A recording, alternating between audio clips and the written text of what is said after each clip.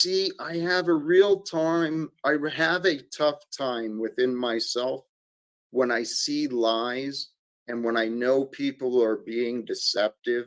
I have a real tough time of shutting up because I don't enable that within myself. And Mhm. so when I know people are not doing as well as they could, I try to help people. And Stephen, I'm trying to be encouraging and polite, but honestly, my friend, I appreciate that. I'm not bitter. I do appreciate you, Jack. you I'm here to help you, Jack. I'm here to so help you. you say I'm here to this help is you. Stephen. That's just like the toddler in the kitchen. I'm here to help, making a mess, telling the other children how great they're doing. No, Jack, I do care about you. I know it's I hard for you to see, but as I one want to be being to another, one spirit to another, I have no hatred for you. I don't want to do any harm here. Uh, I am slightly well, I would say more than slightly crazy. I'm I might be the I might be the greatest madman to ever walk this earth. I think I could be. It's a possibility. I'm top 3 at least. I would say I don't want to sell myself short, but I would say top 3 at least. I'm not diabolical though. I'm not malevolent. I'm not an evil genius. I am a genius and I am a madman, but I am not evil. I try not to be evil. I try to spread love and fellowship wherever I go. And I think I can help you, Jack, with the homicidal thoughts. I think I might be able to help you with that. No? You don't want help? Stephen, flip the role because seriously, I can help you. Oh, you And can help. here's the lesson I learned. And I talked about it earlier in the stream, Stephen. Seriously. I won't deny. I trust the words you're saying. There's facts within them. I've seen you're very creative. You've got a brilliant mind. You can see things that others may not notice. Thank I'm you. that way as well. Here's our key. The intelligence can make us arrogant and prideful, and I've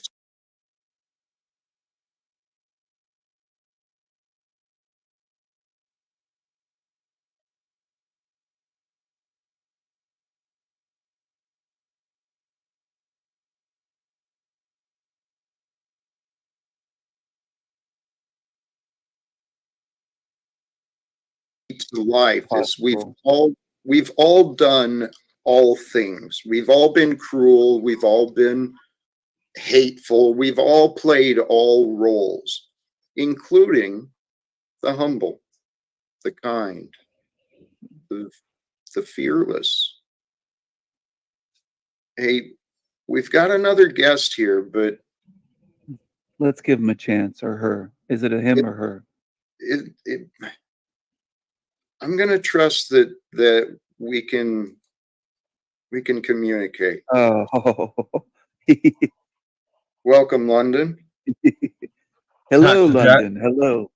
Hello. Hello, Hey, Stephen.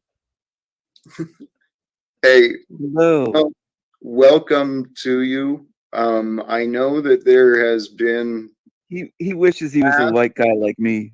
stop, Stephen, stop, please. I'm Okay. I'm suggesting, just I'm teasing him. suggesting that all three of us, we have Yes. the capacity to be very amazing, very creative, and very polite and compassionate. Okay. So if we try to keep the best of us, this could be the day, man. This could be the day where everything changes. This is the day. This is quite a threesome here. It really is. Uh-oh. How you doing, London? How you feeling, brother? What go on? What go on, London? What go on? I'm feeling Are good, you Jack. cooking? I'm feeling You good. cooking? I'm feeling good, Jack. You Yes. cooking Mhm. today? Cooking? I will Stephen, be. I'm always cooking, to be honest. I'm cooking Cooking. right now. I'm streaming you, Jack, Cooking. just in case. Heads Okay. up. Oh, But you're streaming this right now? Yeah. Stephen, Yes. Stephen, we will get along better when we don't interrupt each other. That Okay. is something I know for sure. So I please. yield the floor. I'm going to yield for once. I'll yield for once. I'll yield the floor. Well, Take it hey, away, London and Jack. I just wanted to ask, Stephen, what does it feel like to be recycled? You wanted to ask what? I'm not recycled. I'm right here, London. I haven't been recycled. No? You will be, but I haven't been. Just your channel got recycled? No? No, it's not recycled. It was terminated, but that's not recycled. You don't know what recycled means. Well, You you're got to back look at here the with arrows us. on the recycling bin. You look at the Recycled, symbol, you're the back here arrows with going us, around. no? You're back here with Your us, so spirit, you came back free, no? London, your spirit is getting recycled. Stephen, allow Go him to ahead, speak, Jack. please. Okay, go ahead. What were you saying, London? If it sounds like the channel was pulled, I get the I had to turn up idea the of volume. recycled. But where else were you going with that? I was just asking, how does it feel? I've never been recycled before. I'd expect if I got, they pulled my plug, I would probably stay off. I wouldn't really come back like that, I suppose. I'm If, different. I'll answer the if, question. if I had nothing to offer, I'm saying. I'll answer the question. I have plenty to offer. I have a lot of ideas. I have a lot of thoughts. I have a lot of wisdom. I have a lot of love to spread around. I like to spread it around like butter on bread. Just spread all that love around, love and madness. But I've not been recycled. This is my first lifetime here. I've never been reincarnated in this realm. My channel was terminated because some rats reported it as offensive or bullying or violent or hateful or something racist. I don't know, whatever they reported it for. These humorless twat piss ants reported Anyway, my channel. it was reported It was reported by cockroaches. But by anyway, I am still party. here. London, you said you wouldn't be around if that happened. I'm gracing Jack Talcott's show with my presence today as a king. And Stephen, let's not go that far. well, Okay? I am here as an honorary guest. Well, say. you're here out of the grace, first of all, the grace of God. for us I to knew you were going to today. say that. You're here by my grace. So it is a new day. It is a Yes, new day. And a the beautiful topic day, today, Jack. what's that?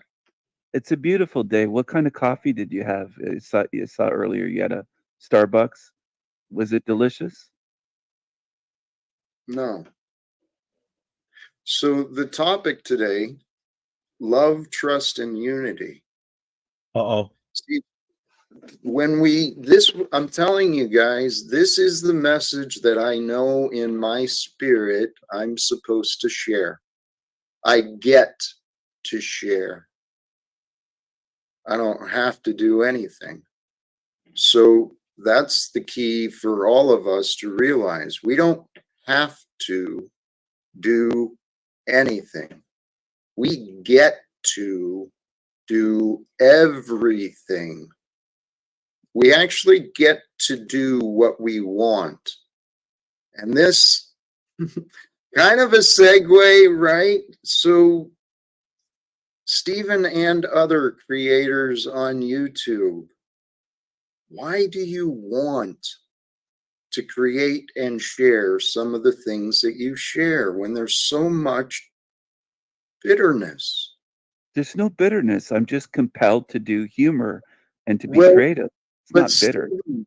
Stephen, it might be funny to you and to your enablers, but do you think it's funny and time well spent to like the children in Palestine? You know, the people who are actually dealing with real life and death stuff. How do you think it compares in the greater scope of what could be done with your independent wealth and all the freedom of time that you have? All this I would like to brilliant entertain. I would like to entertain the children of Palestine. Maybe they didn't find my channel, but maybe I could think of some way to help them with my time and my resources, I'll say. That's Well, actually a good point, Jack. Thank you. Stephen, thank you for considering it. And not to keep pressing, I mean, it's not really about me, but I'm looking for people who want to help me improve in the way the Live Without Fear message is delivered, right? With graphics and the videos and editing. I know that what I'm sharing, I know the content could be much better. I know what I'm trying to offer and what I've learned for myself, it can transform lives. And if enough people join together with this idea of transforming lives, we will find a way to make this happen, for the wars to end and immediate reforms to be brought through. I keep saying this, I'm confident this is the time. This is the time God is fulfilling prophecies through us, and it's great news. It is great news. Well, the great news is if you walk with love, it doesn't matter what the future brings. But I mean, that's the truly great news, which is the gospel that God was revealing through Jesus.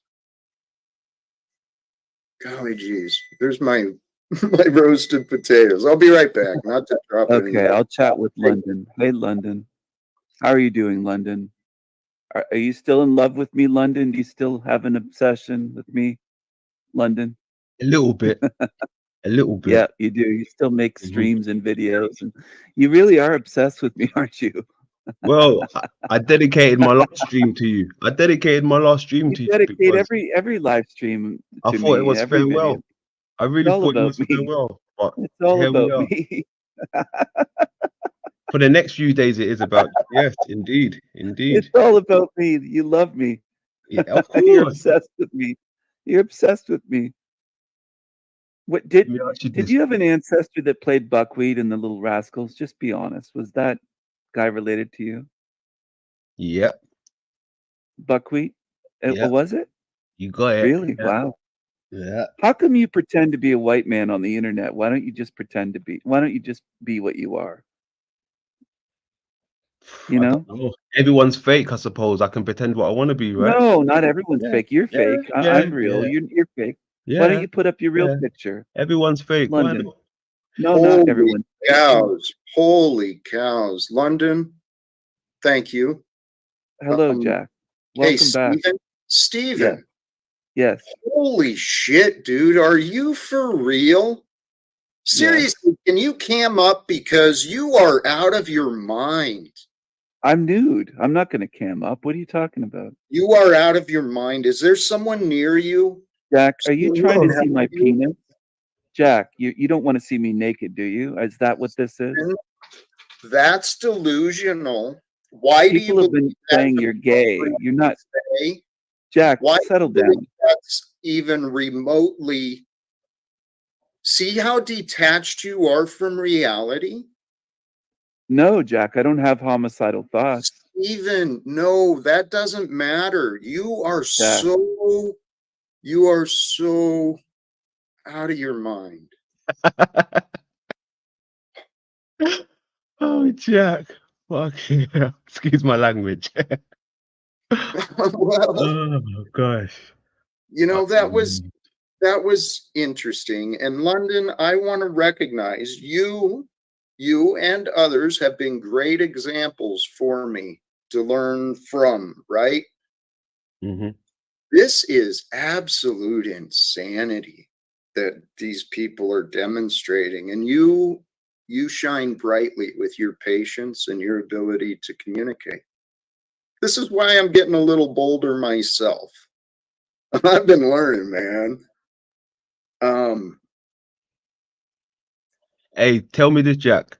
Did you at least get an apology from the guy for all the abusive and horrible things he said to you?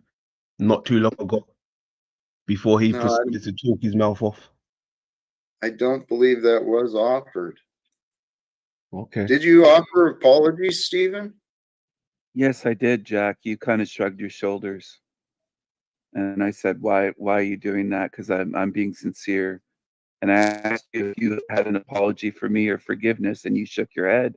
So I'm the one trying to make amends here and mend fences That's and fascinating. bring in all of, yeah, it is, because What you're would rejecting cause my me to apology. believe that what would, not to call you a liar, because I know you are You have. trying in your mind. I know you're trying, I but in am. reality, it's not showing.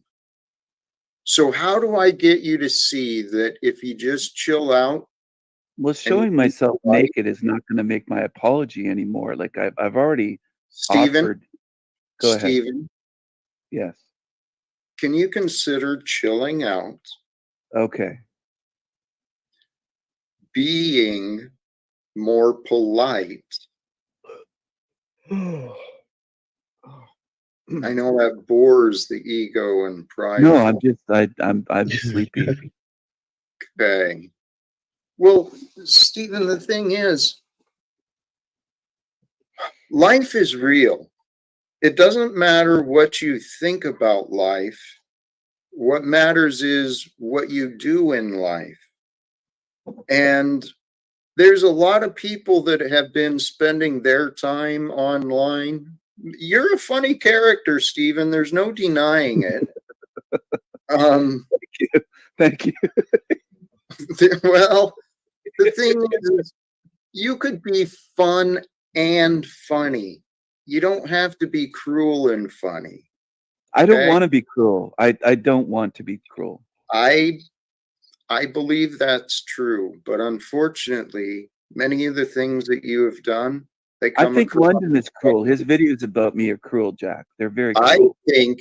think he shows you with fun, and like I Cruel. said, dude, you're out of your mind.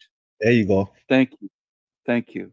I think he is cruel though. London, you're trying to be cruel. Oh He no. could be a lot. He could be far worse.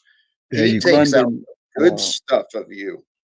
I'm trying to take the good stuff of Jack and London and all these others. I'm Really? trying to entertain people. Yes, I'm trying to Well, oh, entertain the masses. okay. Here, that is where you can trip yourself up, honestly.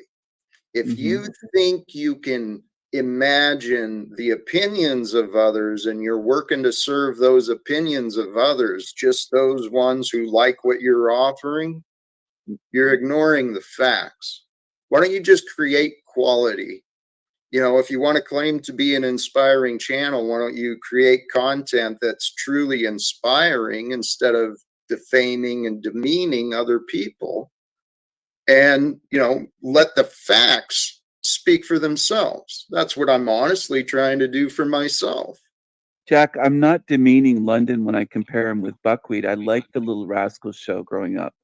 I So thought what? that was a great show. So, So it's funny. It's not demeaning. okay. So I'm why did that come up in this conversation just now? because I pictured him as a young man with like the braided hair and You see the. how you're not listening? Do you see that? I'm attempting to listen. Well, but that's not accurate. See, you're allowing your mind to drift off and to not pay attention. And then so you're half hearing, half thinking, and what you're presenting yourself is a contradiction. And I know you Tommy don't, does that. I think you might be confusing me with him. with who? Tommy. Well, Tommy. both of you have similar habits. Okay. And that is one of them. So you're here right now. Tommy's not. And Yeah. I wasn't thinking about Tommy. I was paying attention to you in London. I try to give a little attention to the chat, but they distract me sometimes. I love them. I love the chat. Okay. They could be annoying at times, though. I agree. distracting. it's part of the experience. It really is. Yeah. And honestly, I don't think London is I could be wrong. I could be wrong, but I don't think either of you are the type who will really carry deep grudges, No, I don't have a especially deep with one. stuff that happens online. Yeah. However, Yeah. we can all do better. Hey, Okay. Jack, do you want to collaborate with me? Is that what you're getting at? You want less cruelty and more fun? Do you want to do a collaboration? What are you thinking of?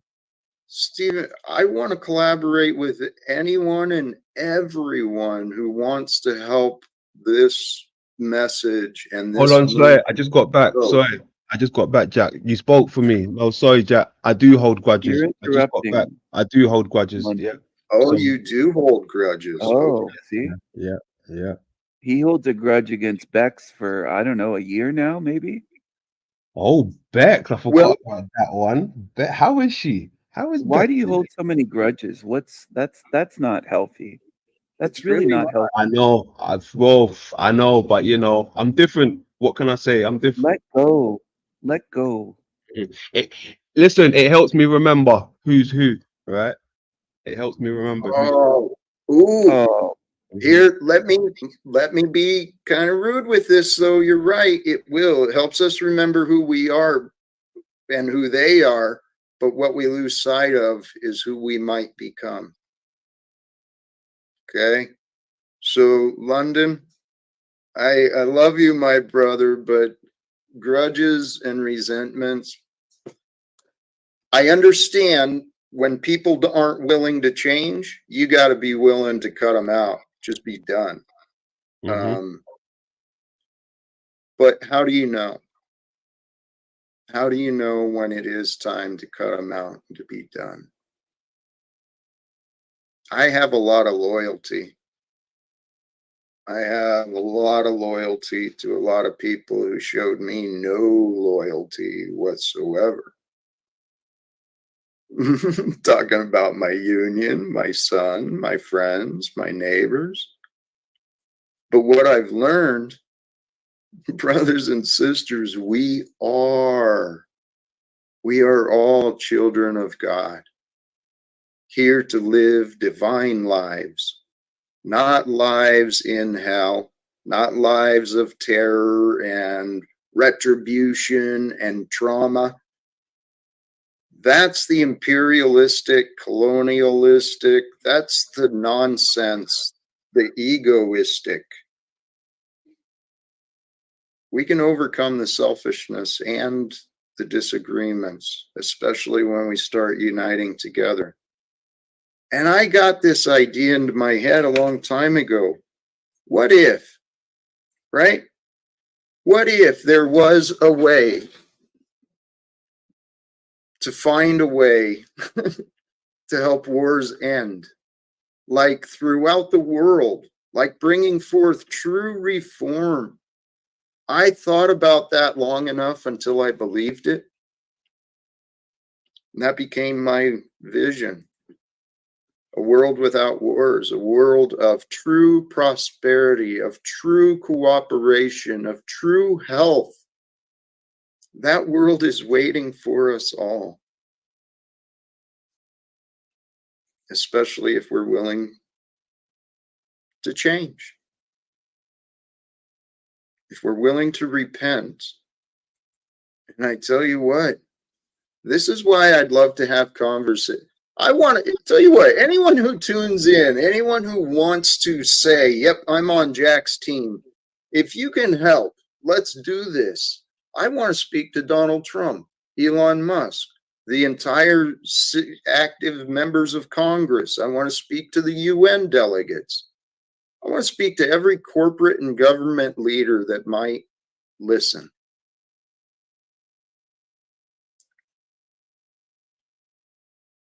It's time to change the world. Jack,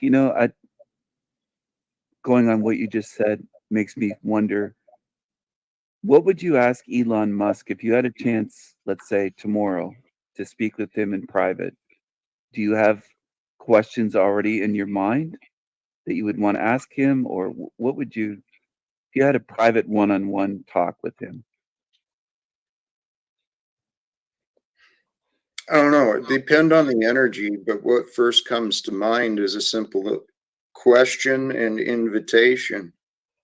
He's obviously egoic. He's obviously successful. He wants to do great things in this lifetime, but he's been, he could do other things. So I'd invite him to ask himself, who do you know and what are you willing to share in order for wars to end and true reforms to begin?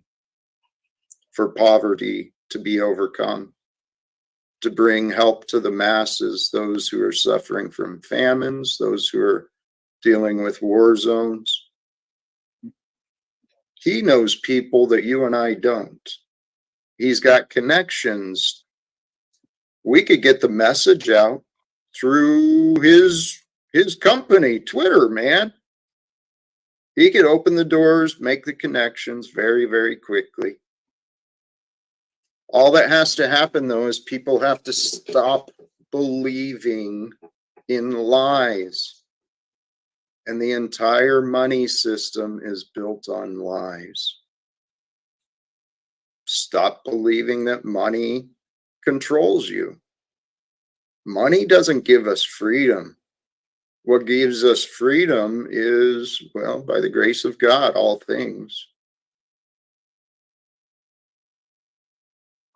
We all have freedom. We are all abundant in different ways and different degrees. All things that are good are true. Probably, maybe, that's a new thought. I didn't think that one through. I tell you what, the greatest good comes from God. So what I encourage everyone to do, it's time. Love, trust, unify with God, with who you are. Because if we don't know who we are, then we go around with these characters. And online is a perfect place for people to hide behind these imagined characters. Paul's not here, but he's been my one of many that have been brought into this experience. We are all sharing, right? So if we can realize, just because the past is what we think it was, because we don't really know all the details of the past. Mm-hmm. I believe the world is ready for people to get along, for us to overcome our differences. I'm pretty sure this is God's will for us. And the way to know, humble yourself. What's that? I don't think the bickering is part of it, though. You know, the more I see people spending time with each other, there's no change. There's more bickering. You know, Are I you think accusing Jack of bickering about this stuff, or what are you saying? no. I'm accusing people that come around Jack. Right? People that Oh, come around Jack. well, listen, London, just drop the grudges and let's all get along. If us three can get along here, we could create world peace. Like, look at the panel we have here. If we could get along here, that would set an example for the world. I think we're doing pretty well. I really do. But Yeah. I don't really want to. I don't want to sound like the bad egg and everything, but you know, Oh, come on. I don't think that's. I don't think that's possible with you, Stephen. I don't think that's Oh, possible. come on, London. Yeah, I don't think that's London, possible with you. you get to decide, and whatever you decide, it's for you. It's with you. This was the thought I had earlier, not to totally change the subject, but a great observation. I was humbling myself earlier, grateful for the moments of the day, the inspirations, the joy, Thank you, God, for opening my mind so I can see, and I can only see what I've seen. But thanking God for the spices. That's right. As I'm making my making my pan of veggies, admiring the perfection of the structures of the onion.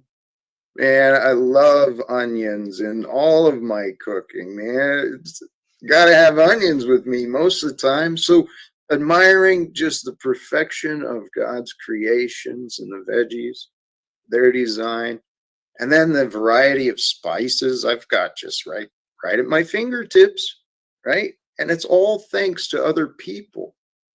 Other people harvested the crops, nurtured the crops, the Mother Earth provided the nutrients, the rain and the sun. And so this meal I was preparing for myself, I was preparing it and uniting myself with appreciation. Because when you think about where things come from, you go back into the source of where the moments happened. You know, what were the causes that brought this into the being? It all comes down to God eventually. And that's what I realized. Thank you, God, for all of these things. I can't count all the things I'm appreciating at this moment. I'll just thank you, God, for this moment. And that's why I realized it's by the grace of God that we know any moments, and every moment, what we choose to do with that moment is between us and God. What we choose to do with every moment is between us and God. We live with the consequences one way or the other. That's why I've been hungry. Sorry, I thought you were finished, but you're making me hungry talking about spices and food. Do you like garlic and cumin and basil and oregano? I do, Yeah. and many other things too. Oh, I'm hungry. Follow your heart. Although the body can be distracting. Yeah. The body can be a distraction. The flesh will deny the spirit. The spirit is patient, it's calm, it's eternal. But the flesh, the body, the worldly desires, our tummy growls, oh, gotta go put something in. When really these bodies can go long periods without food. It's about, well, these human bodies, holy shit, man. If you look at some of the stories people are living, people do some of the most amazing things. Humans are amazing. They're absolutely incredible. When you just sit back and you observe them, you're like, holy shit, man. These people are nuts. Yeah. Yes. Yes. That's true. That's true. That's true. The thing is, though, is don't fool yourself into believing you're different. Because we're all. What? We're Yeah, don't think you're different. we're all what? What? We're all the same. What? What? Yes. What? What? Oh, that's mind blowing. I don't know what to think of that. What are you saying? We're all the same. We're all the same. You're the same as me. Yep. Nope. I'm nothing like Stephen. London, are you the same as me? Nope, nothing like you. London. And yet there's no separation from either of you in this united moment. You're the same moment of this experience with me. You're the I same think passage of time, whether you're connected together or not. We're all around the world. We're all part of this time of history. Jack, are you saying like those, those black and white cookies? It's half white on one side, half black. It's all in one cookie. It's one cookie, but it's like two, like that. Are you getting at? That's what space time is. That's what.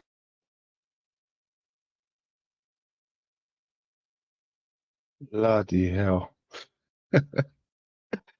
Oh man, the clown is back. He's back. He couldn't stay away. I knew he couldn't stay away. I knew he couldn't stay away. You're the same passage of time. Female, it's all- male, black, white, both joined, both connected, like a It's all cookie. from the one. Hey, Oh. we have another guest who I do respect greatly, and I trust we can have polite conversations. Yeah. Oh dear. London stepped out. Welcome, Machine Wise. My Hello, oven just green alien. Ah, shit. be right Oh, back. rats. London left, huh? No, I'm coming back up. Coming back up, homie.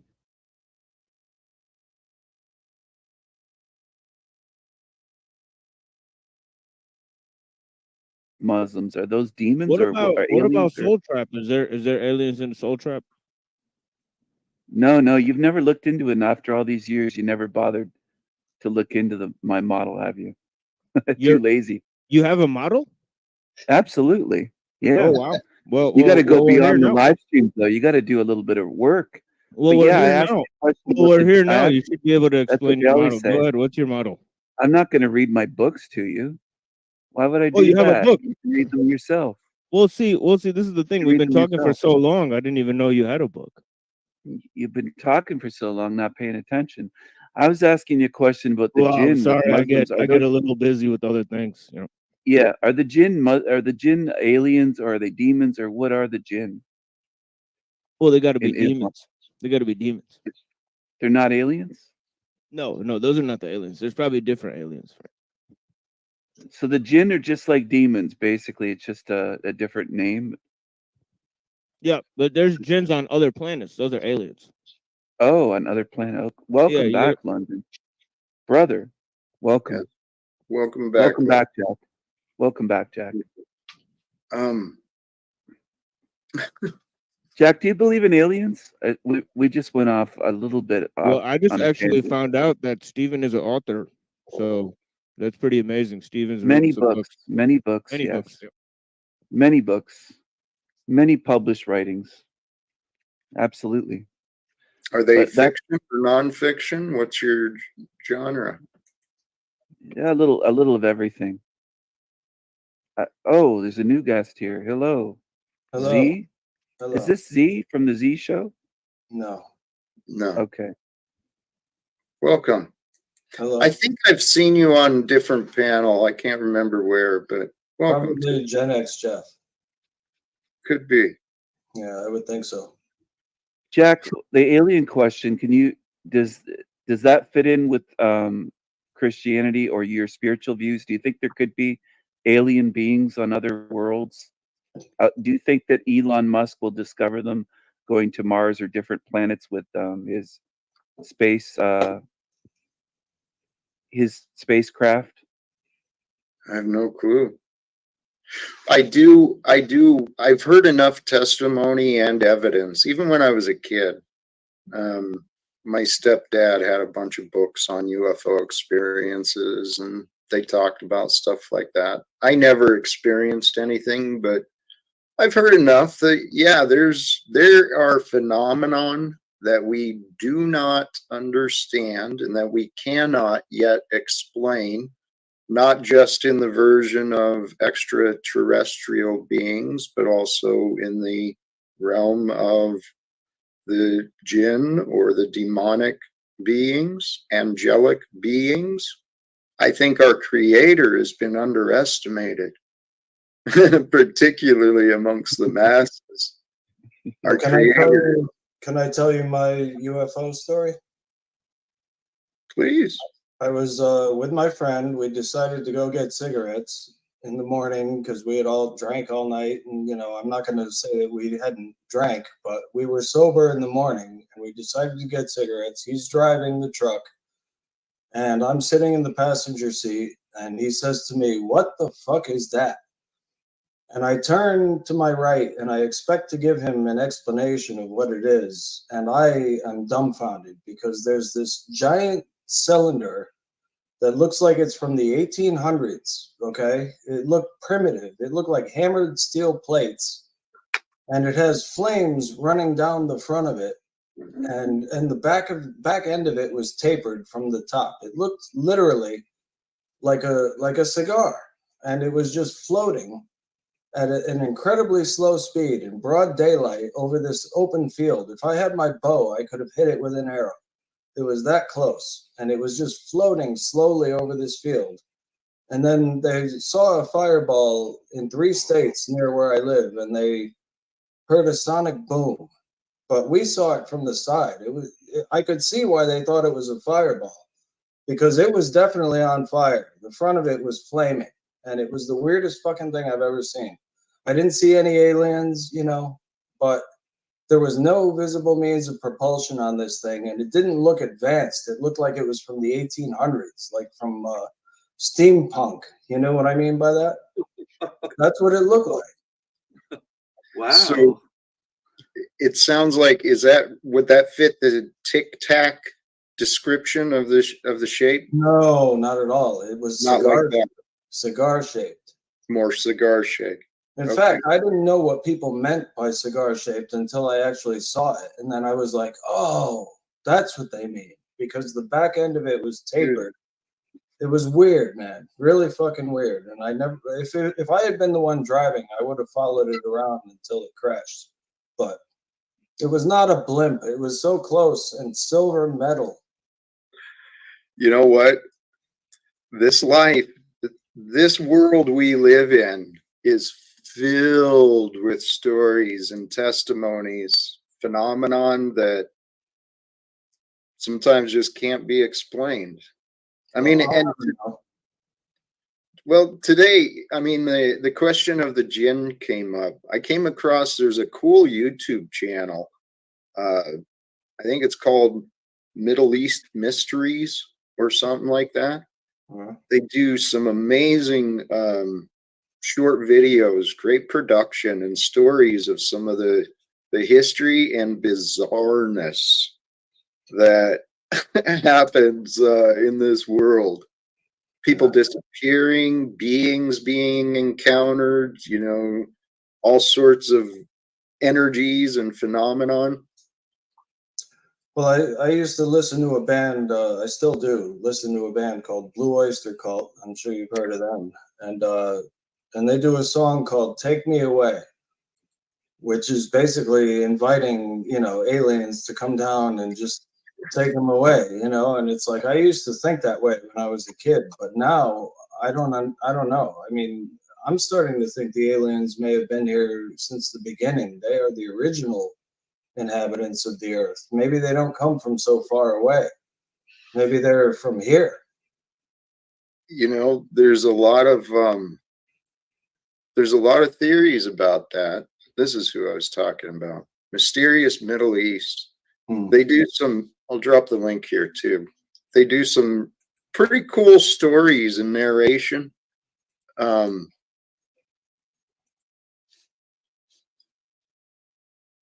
Some of the old myths, though, in many different cultures and many different ways, it's pointing to us being generated or influenced, created by other beings, whether they're fallen angels, extraterrestrial, who knows? The world we know, it's far more mysterious than the day-to-day, right? The 9 to 5 work days. I mean, here, Labor Day, it's a day for the slaves to take a day off from their labor. What is the world doing? My sister went into labor actually today, and I'm going to be a dad. Huh? What? What, your sister? And you're going to be a dad? Yeah. What? What? Shane Lies gets it. I'm What? yeah, congratulations. Well, thank you. I appreciate it, Jack. You had a baby with your sister? Well, today, yeah. Huh? It's Labor Day, so she went into labor today.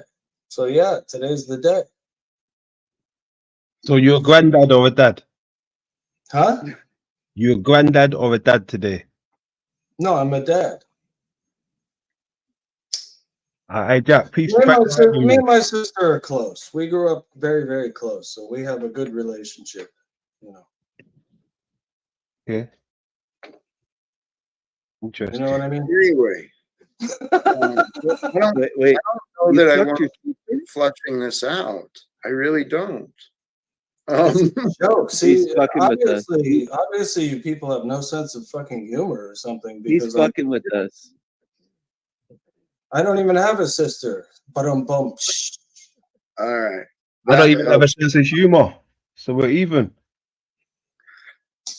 I appreciate it. Holy cows. try to laugh a little. Well, the world we live in, dude, there is people are fucking bizarre. Especially you get You online. can't live. What's that? You can't live without laughing. Sometimes you have to just think it's all absurd and just step back from it all and laugh. That's part of it. But then there's also the fools will laugh at wisdom. Well, that's not. I mean, not what I meant. George Carlin was brilliant. He was Yeah, true. it was. You look like.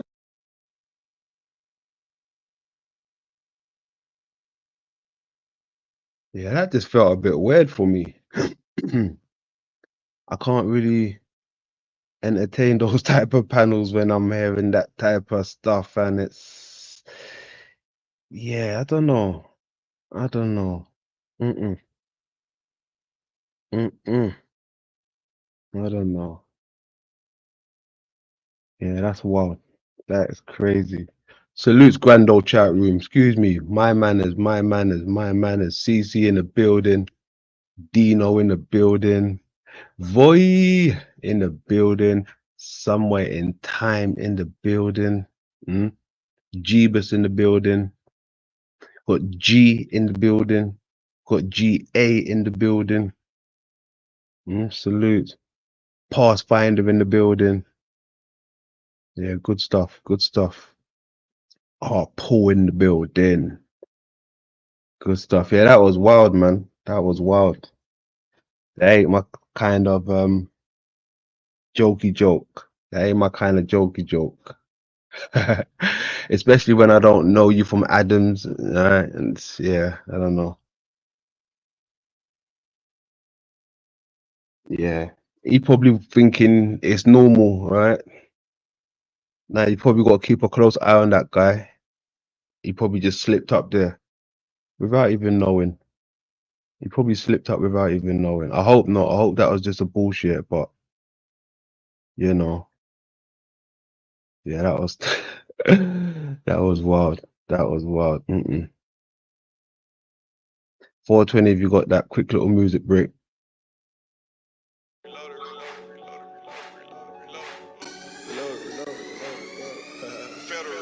A lot of speculation going on. Wanna know who I'm signed to? I don't know. me, not you. Just know I'm blessed. Hot you. And I'm hotter than the Taki. All these bands in my pocket. All four fuck a wallet. Well, fuck will say deposit. Hey. When you turned up, when you status up, you gotta move like the president. Niggas and bitches doing all the talking, man, when they really irrelevant. I just put ice in my necklace, ice in my edifice, ice in my dog collar. Well, walk around with my little hitters. They calling me Godfather. Really don't be stunning shit. When Shawty be talking about she mad at me, I give a dick while I'm on the pill. Then she forget she was mad at me. And my kush got gray hair for real. I be smoking that granddaddy. Had the man with the tool. Looking like somebody grandpapa. Man, they like, who is that? Where it come from? That me just popped up. When I said I'm going federal reloaded, they thought I got locked up. They thought I got slammed. They thought I got jammed. They thought I got boxed up. Shout out to my niggas locked up. But we still getting me and blocked up. Hey. I done went too federal, I want two of everything. That's why I rock two belts. I done went too crazy, I don't want nothing single. That's why I got two ladies. Nothing personal, I just fuck with the free people. I'm riding with two heaters. Hell nah, you can't get in this car. Bitch, y'all heard two people. Yeah. When I said I'm going federal reloaded, like I'm going back in, nigga, back in, nigga, back in, nigga. I'm at it again. I'm back in the bins. They thought I was gone though. Ride clean, but I'm riding dirty. Plenty narcotics in the console. I'm the Earl, I'm everywhere. Money on my cellular. Say you want a whole thing. Okay, straight out for her. Yeah. Do you know? Do you know what's happening? Hey, I just thought I'd hit the link. Seen you dropped it. Good man. Good man. How you doing today? Happy Tuesday to you, sir. Happy Monday to you. Thank you very much. Thank you Yeah, very that much. was a bit of a bloody wild affair, wasn't it? It was. It was. He's back from the grave. Back from being recycled. And Jack gave him the window. Yeah. Yeah. I think Yeah, you were right. You know, I think you said that the other day. Jack will be the one to give him a window. yeah. Oh gosh. Well, that's wild. But apparently yesterday was his first how would you call it? Visit back again since being recycled. Right? Oh, okay. So since he's had his tube shut down, this is his first real go at something. I'm gonna try to deal with this freaking fly. I can't focus. Well, we have another guest.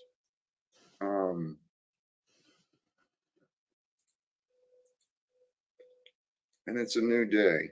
So I'm going to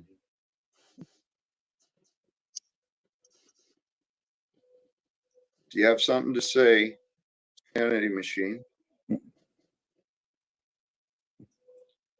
Stephen? Hello, hello, hello. It's a new day. My channel's gone. Somebody must have reported Uh-oh. it. But I'm here. I know you don't care, but I'm here to offer an olive branch, you might say. I appreciate that. Is there any incentive? I mean, you don't even have a channel anymore, so is there any incentive for me to accept what you're offering? What difference would it make if I had a channel? Well, if you had all the more reason. It makes no difference. So what is the incentive I'm for me talking to personally. Do you need incentive to have peace between people? I thought you were a peacemaker. I'm offering an olive I branch, am. which Stephen, is a way to make peace. Stephen, please don't Yes, take Jack. please don't take offense by my asking, okay? The reason I ask is in my experience, you have proven yourself to be untrustworthy. So why should I trust that today is different than the other times that you lied? Why? What's the difference? Good question, Jack. It's Mhm. I can't determine who or what or when you trust. All I can do is offer peace. If you don't want peace, then there are alternatives to that. Uh-oh. Okay, so you're not answering my question. So you just want me to trust that this time you're different? No, I'm offering you something. I'm not asking you. You're offering me nothing. I'm Question for offering. you, Jack. Have you ever seen Charlie Brown?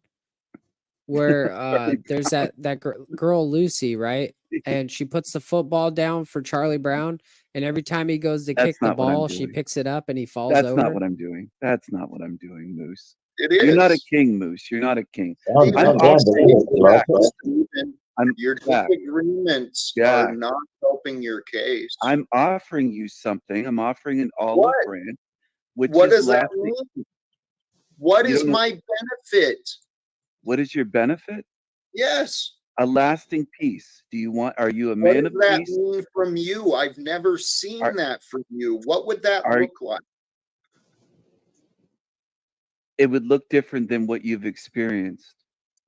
Well, so far it hasn't been. Well, it's up to you, Jack. I'm offering, but if you don't want to, You're right. It is up to me. Take a hike, clown. Yeah. These people want to play these stupid fucking games. Stephen, you're literally out of your mind believing that you have some. You're offering Yeah, nothing. he kicked him.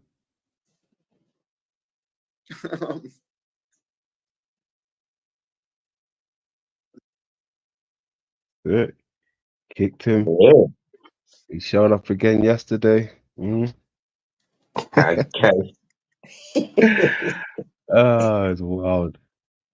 Wild. He's trying to slip in the back door.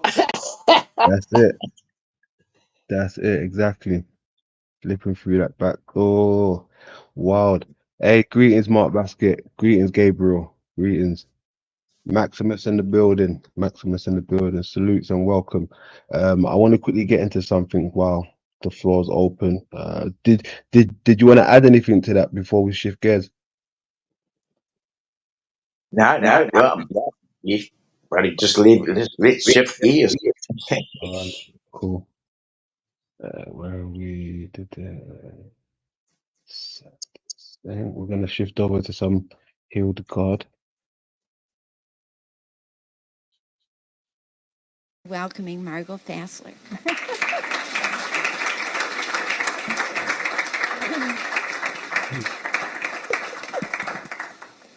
That's amazingly kind. Don't do that.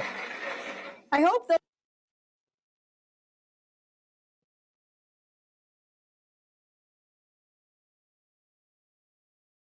Website you need with full business functionality and a design tailored just for you. Customize every element of your website and watch your vision. To our second in a series of Saturday with the Saints, sponsored by the Institute for Church Life, and we welcome you here. Was introduced by Tim.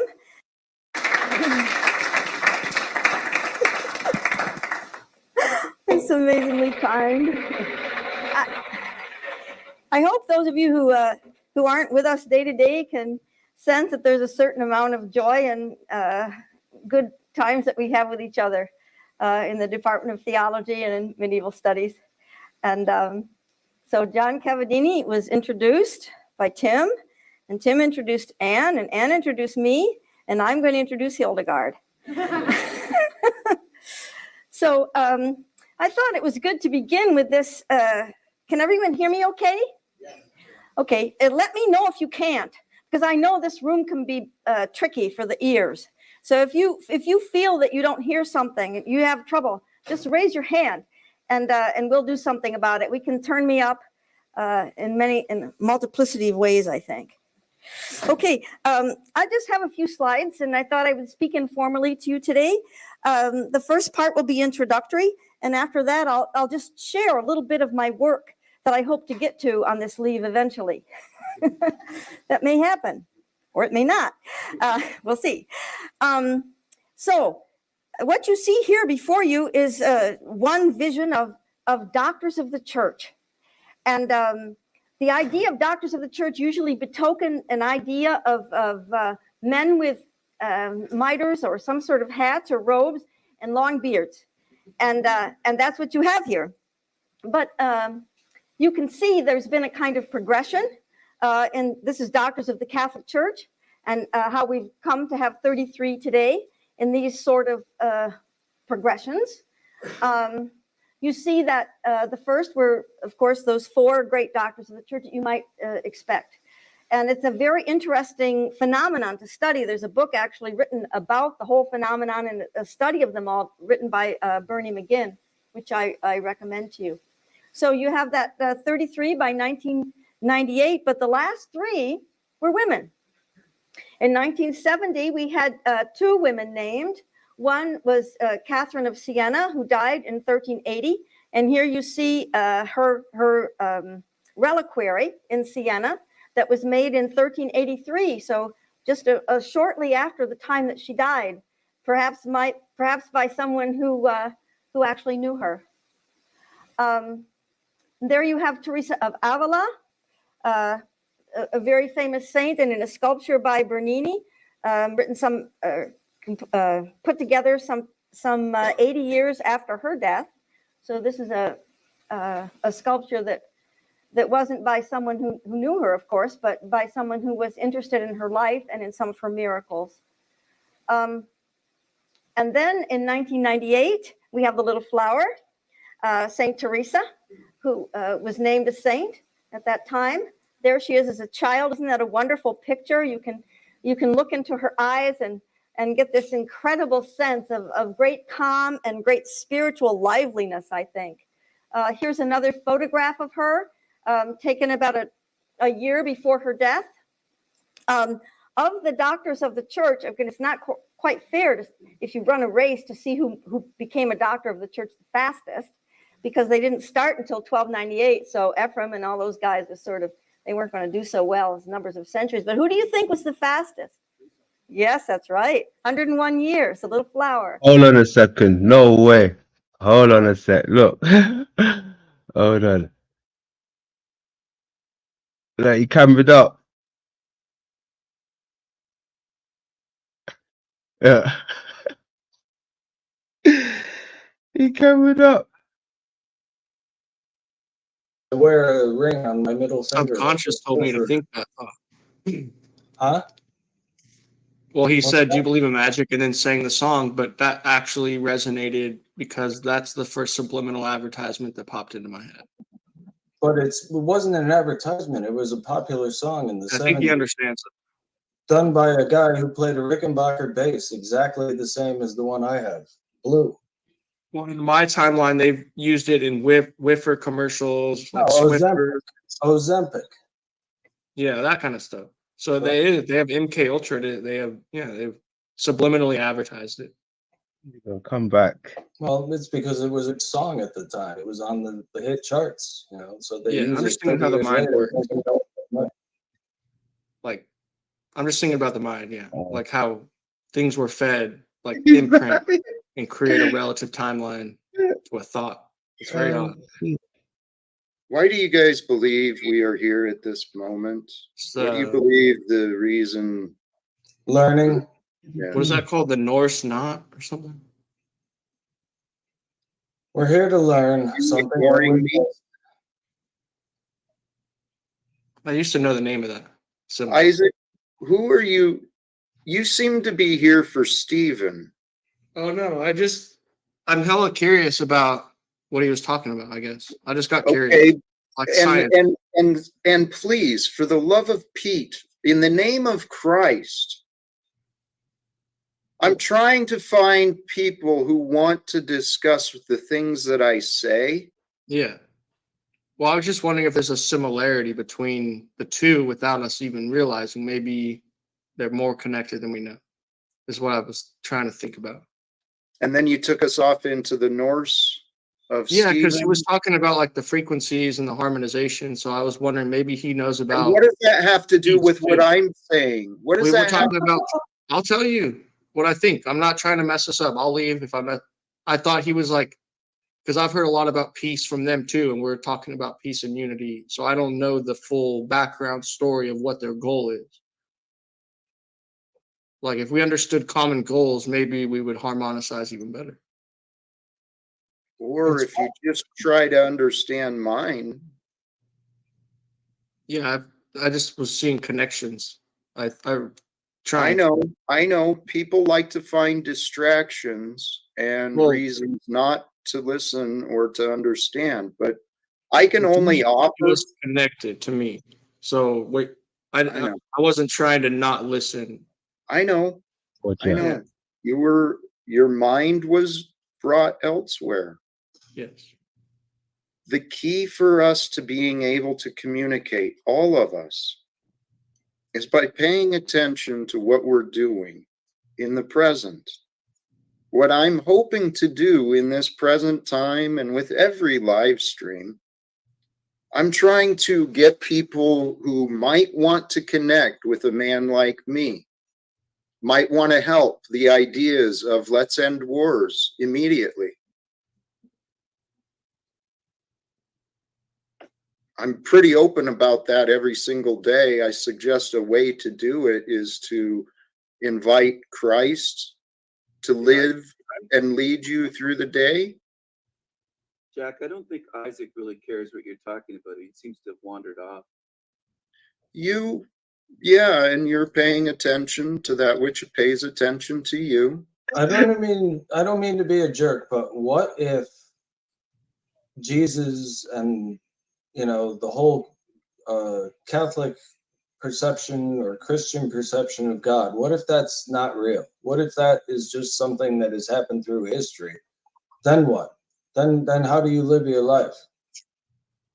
Exactly. Yeah. So why not believe it's real and live with the Spirit of Christ as though it is you, as though your life matters? Why don't you live as a blessing to the world? Because I'm still living. I still am as much of a blessing to people as I can be. I don't Not in cause this them harm. Not in the What? Not in the what? by your lack of care and attention to me and what I'm experiencing, what I'm doing, you're not a blessing to me. No offense. Not Neither to you, but to many people, I am a blessing. I don't care. This is my space that I opened for the purposes of what I'm trying to do. What are you getting angry about? What I'm trying to do. It's a little odd conversation, isn't it? Yeah, they're going at it. Yeah, I mean, And all those guys was sort of, they weren't going to do so well as numbers of centuries. But who do you think was the fastest? Yes, that's right. 101 years, the little flower. Yep, she clocks in. All right, so we have these pictures of these women Adrian. circumstances. What's that? I was just saying the girl in the picture there looks like a child. Yeah, it's very young. Doctors of the church, eh? All right, so we have these pictures of these women saints and made under different circumstances. And here we have Hildegard's picture. I'm sure you've probably seen it. It's famous. It appears on lampshades and T-shirts, covers of books, and all kinds of paraphernalia. But it is a picture that has a very curious history, and I'm going to talk to you a little bit about that history today. But one of the things that it allows us to do is it's the first picture that we have of a saint that's something of a self-portrait. It allows us to visualize Hildegard as she herself wished to be depicted and in her own time and in her own place. And that's something quite unusual that we don't really have from other saints and doctors of the church. We also have a Vita by Hildegard, or actually it has many autobiographical aspects to it. So she is a saint who, in a sense, got to fashion her own reliquary. And that's one of the most interesting things about her. And how she did that and why she did that is one of the curious and most fascinating things about her. Let me continue on here. I wanted to just show you this close-up. You can see her there. Some of the things that you might notice about this picture, we could discuss it together if we had time. But we'll have time for Q&A. I'm just going to rip right through these slides very quickly so that you have time to ask questions, not only of me, but of Sister Ann and some of the other medievalists who are here. Michael Driscoll, Reverend Michael Driscoll, who's my colleague in theology. So, they have things to say as well. But there you can see what's happening in this portrait. This is her secretary, Valmer, peeking in. And notice that he has a stack of parchment, and she is writing on a wax tablet with a stylus. And coming down on her head is not really an octopus, but it's, although it looks a little bit like one, it's the living light from whom she hears and sees, and also has visions. And she not only has these wonderful visions which come directly from the living light, but she also exegetes them. She writes about them. She treats them in a I tell you exactly what that's supposed to be. You can see that's supposed to be the well, to me it looks like the attachment of the lenses that holds it in place. There's on your fibers. Yeah. Holds it in place. I've been having some interesting conversations in the last couple of days. And, we talk about this, she's talking about this light coming down that she's getting a download, say, from. Okay. And,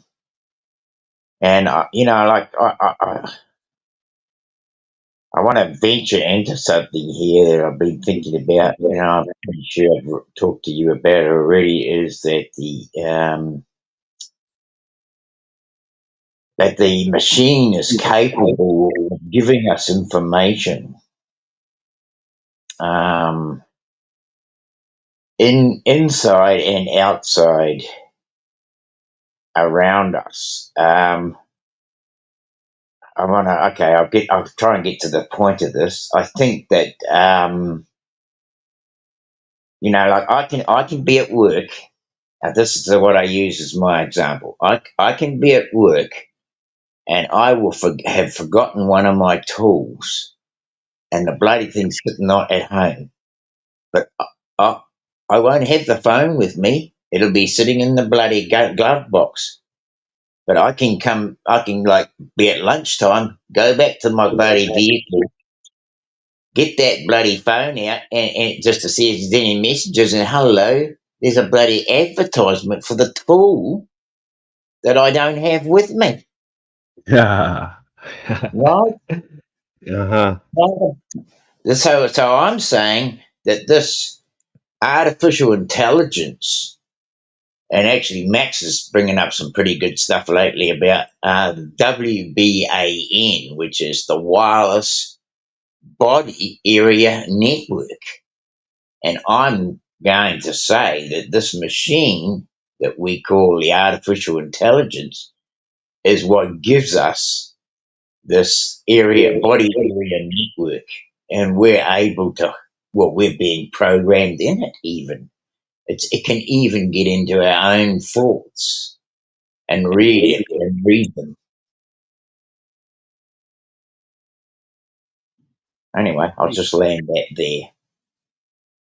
Good stuff, Dino. Good stuff. But I definitely feel you about the download part, because even as it's touching her, she's writing. So Yeah. has visions, and she not only has these wonderful visions which come directly from the living light, but she also exegetes them. She writes about them. She treats them in a way like scripture, and then she explains them to us. So this too is a very fascinating thing about Hildegard. The authorial voice of Hildegard is quite unique, I think. There is not another one quite like it, I would say.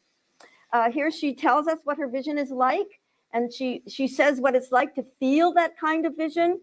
Some of you may have had moments in your life when you felt incredibly close to God, and if you have, you recognize some aspects of this feeling of prayer and nearness that she talks about. And it's the kind of nearness that inspires her, because, as you know, if you've had these kinds of feelings, they disappear, and then you go into dark nights of the soul, and you try, you do all kinds of things you can. If I stand like this and pray like that and do like this, will I have that feeling again? Well, 15 years later, you may. As some of you who pray a lot know. So Hildegard reminds us that these things do come and they do go. And she is a mystic in that way. She's sometimes plugged in and sometimes her cord is raveled, as it were.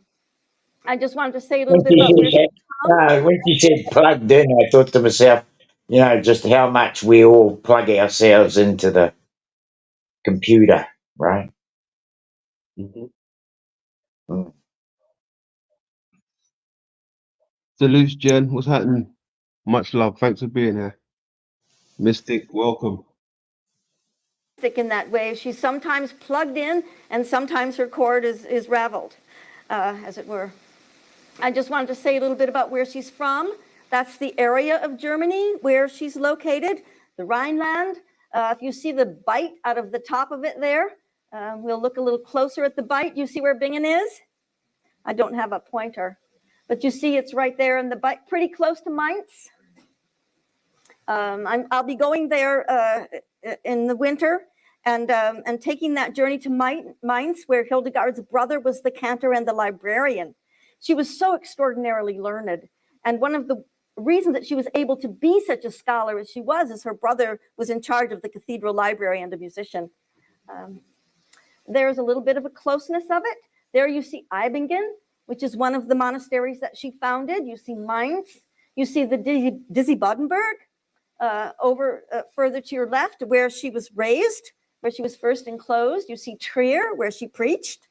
We can take a closer look at some of these places.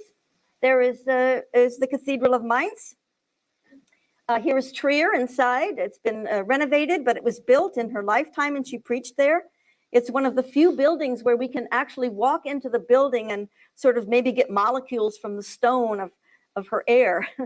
I don't know if that's true or not, but I like to think of it. There is her monastery, which was destroyed in the 30 Years' War by Swedish soldiers. But you can see how she liked to be in the thick of things.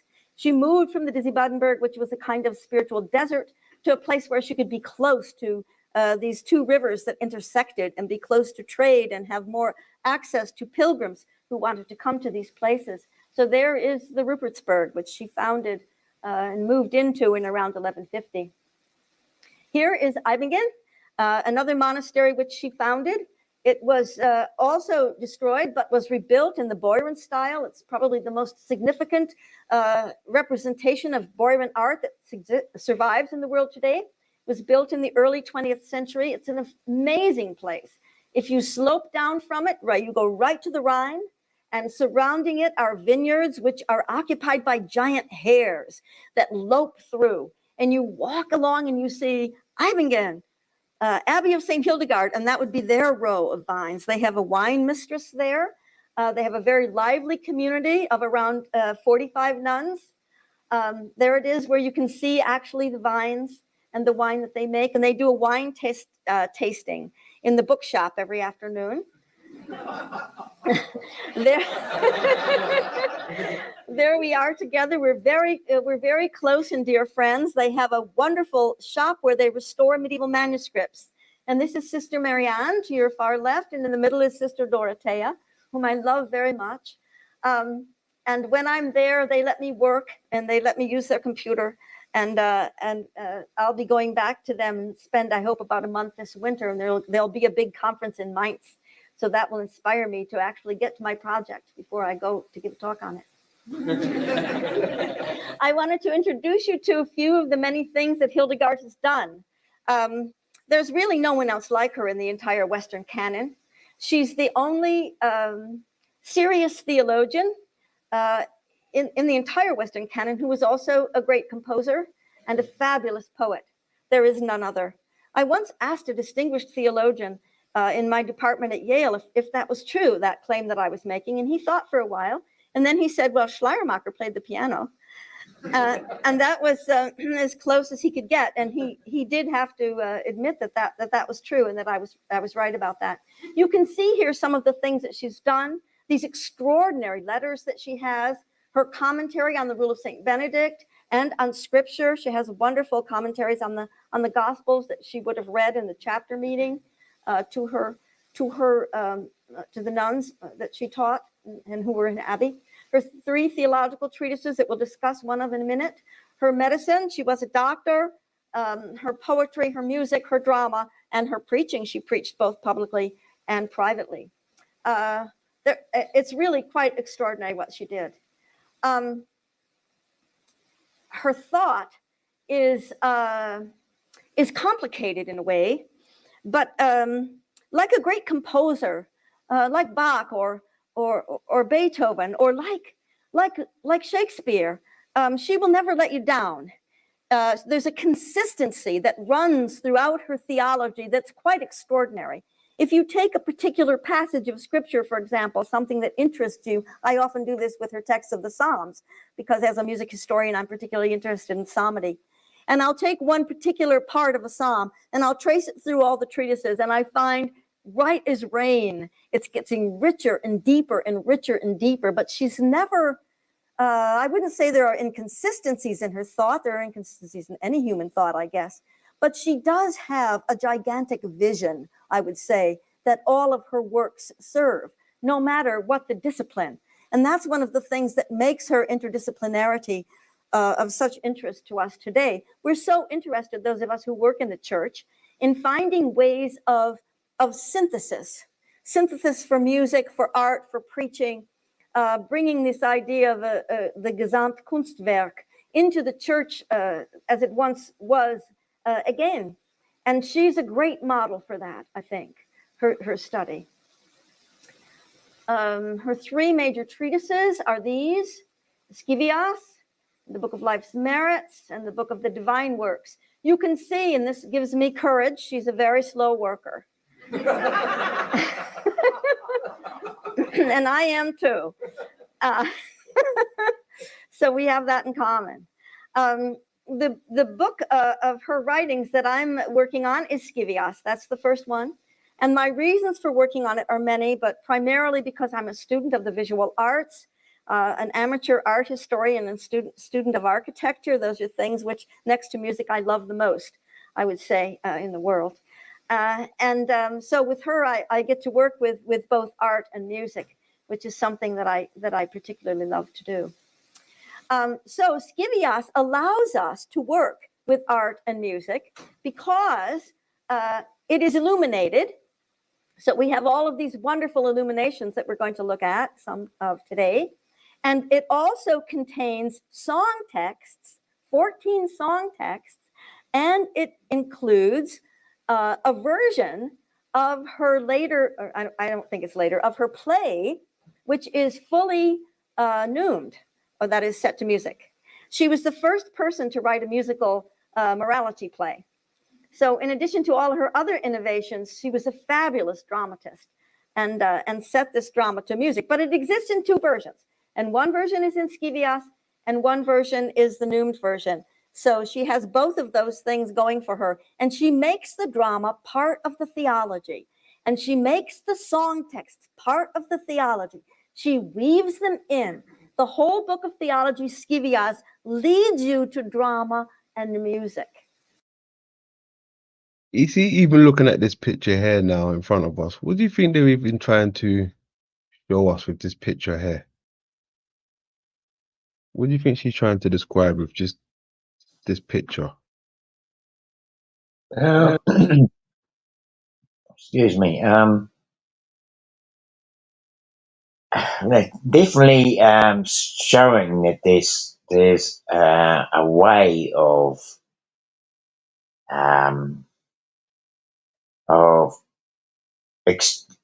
hang on.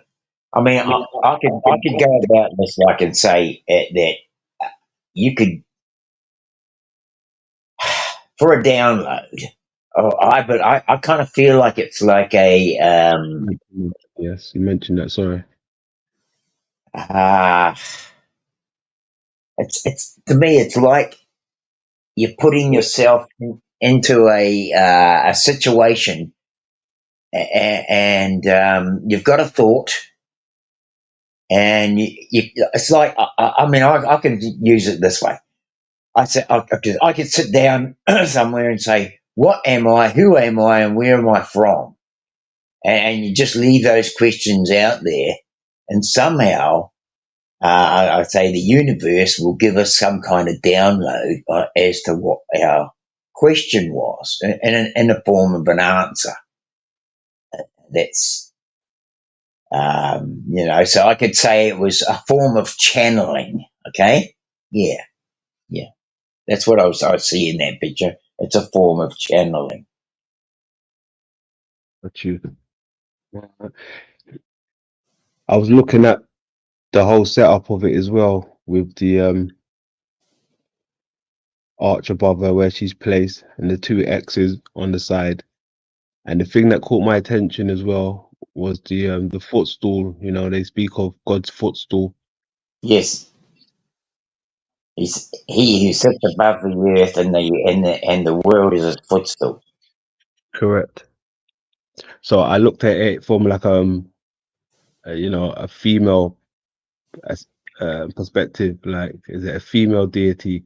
You know, like all those maps that we've been looking at, everything's Planitia, Isha this and female that and princess that. I can see Okay, an I idea get the of yeah, that. yeah. Yeah. Like in a way, I was looking at the X's as the eyes. Like a lot of And the they say founding fathers, but maybe it was founding mothers. Yeah. There you go. There you go. All right, let's keep going. The song text, part of the theology. She weaves them in. The whole book of theology, Max, what's happening, boy? How you doing? Scivias, leads you to drama and music. So, it's not that music and drama are ancillary to her great theological thought. They are deliberately woven into it and very much a part of it. Now, I wanted just to say a word about this wonderful portrait again, because to your left, you see a portrait from around the year 1000. And that is a portrait of Gregory the Great. And it's in an antiphonor that's ascribed to the monk Hartker from the Abbey of St. Gall in modern-day Switzerland. All of those manuscripts are online, I believe they are. In any case, this wonderful antiphonor is now online and can be studied by anyone who wants to study it for free. Anyway, you can see that there are many parallels between these two portraits, and I think it's deliberate. I think Hildegard wanted to see herself as a Gregory who is receiving music in her ear, and so her music has a kind of canonicity that she also finds in her works, and I think her portrait is a nudge and a wink to us to think about her in those terms. I wanted to say a word about this. I have to see how we're doing for time. I guess I'm okay, right? Yeah. Yeah, I'm good. I'm just going to rip right through. So, do you see what this is? What is it? It's a manuscript. Even when I see, hold on, let me take it back a sec. Look, Line, you believe? even when I kind of look at this guy's attire, right? I see like that old Rotary sign within his attire, the Y, the cross, right? And then above his head, he's got the halo. Okay. Yeah. In the attire, right? See the old Rotary Even sign. the Inky key has a similar shape. Yeah. Pardon? The Inky key has a similar shape. Oh yes. Is that there? That okay? Just 1 second. Let me.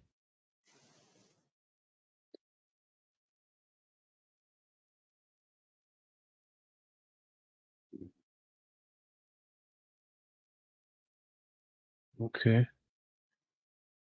With the how it goes up round the head, you see how it's like it got a halo on the top. It comes down as a Y, and then his hand goes across it. Yeah. Right? Yeah. There. Yeah. Line, you believe? They are. You hit a miracle. You don't even have to go below the surface at all, and your foot will hit one. And here are two, and they relate to this. First of all, the photographs of the original survive. But secondly, those nuns of Eibingen, in their workshop that I told you about, in the 1930s, made a handmade copy. And that's what you see here. So all of those illuminations that you see, and all of those colors, and all of those lampshades, and all of those t-shirts are copies of this particular manuscript made by the nuns of Eibingen. And if it weren't for them, we would not know what those colors are. Now, Can look how you say, Adrian? What? Can you see how, like the God sign, when it says, is it God in the little square, and What hair? The G.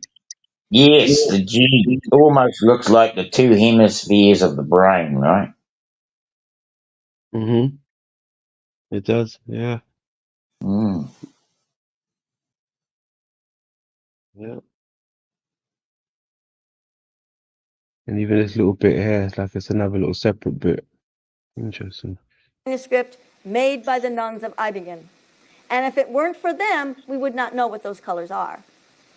Now, look how carefully I've studied this manuscript at great length, and it's now coming out in a facsimile edition, the one that they made. Mm. See if you can tell,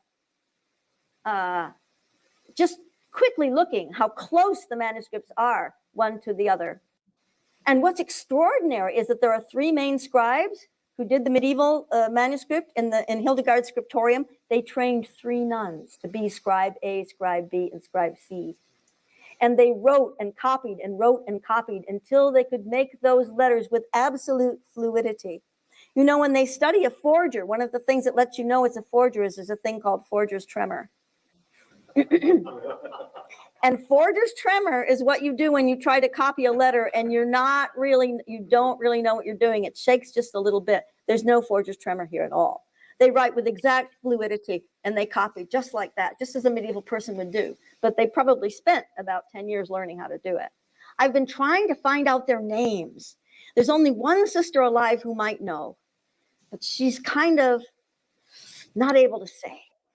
And I've been trying to see if there's records and necrology work I can do to try to get the name of those three 20th century nuns who did this extraordinary work, but I haven't been able to. Anyway, perfect. So this is what Scivias is like, just to take you through one of Hildegard's theological treatises. These are big, fat books. I have a copy of one of them in my bag. If I dared leave this podium, I would try to find it.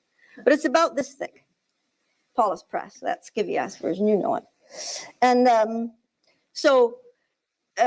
these are very complex works. They're major treatises. If you compare Hildegard, I think she compares best to Hugh of St. Victor, a theologian that I've worked a great deal about. He was her contemporary.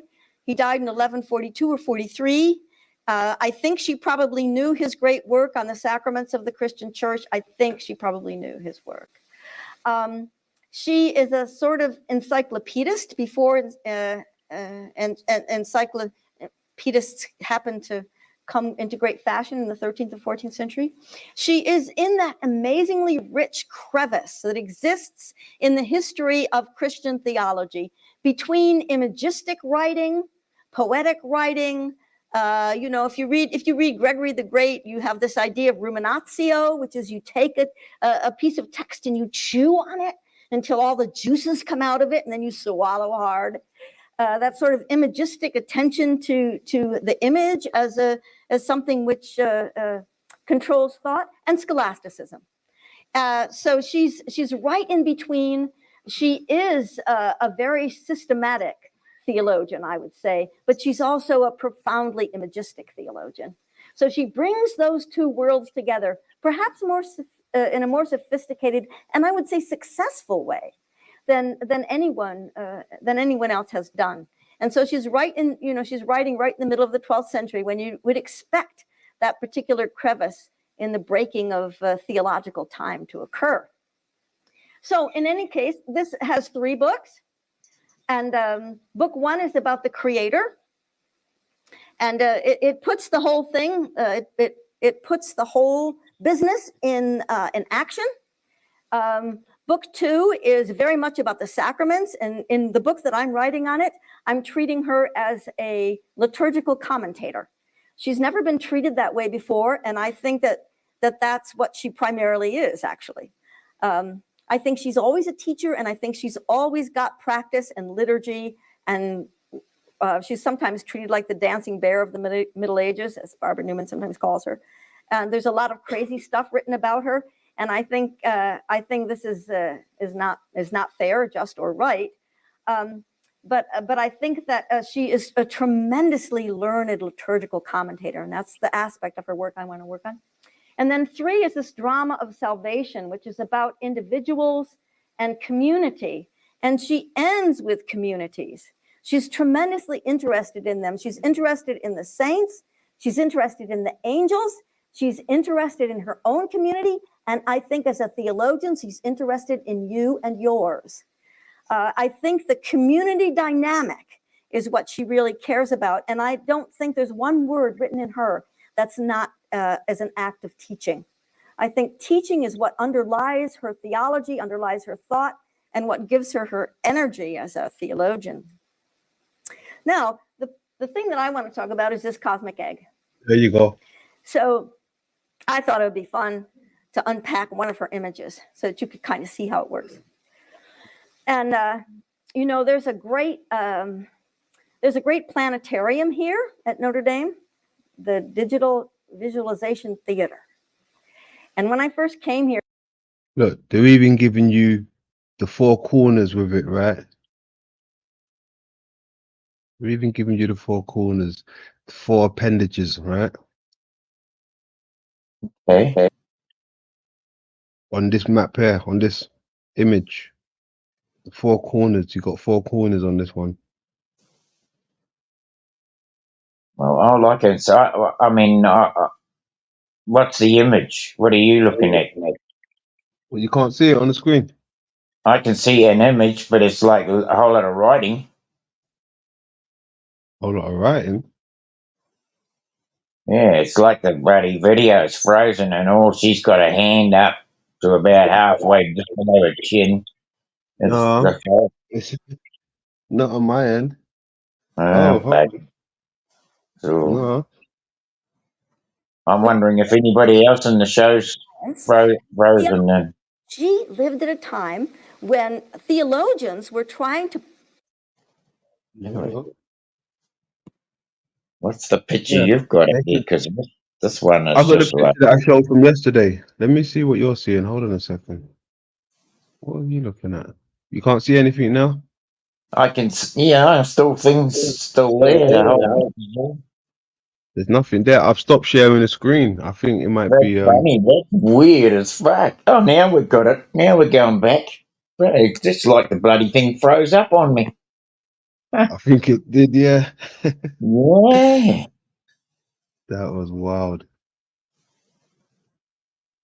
Oh man. That's not the first time that's happened, actually. That's happened before with us. Yeah, that's some bullshit, right?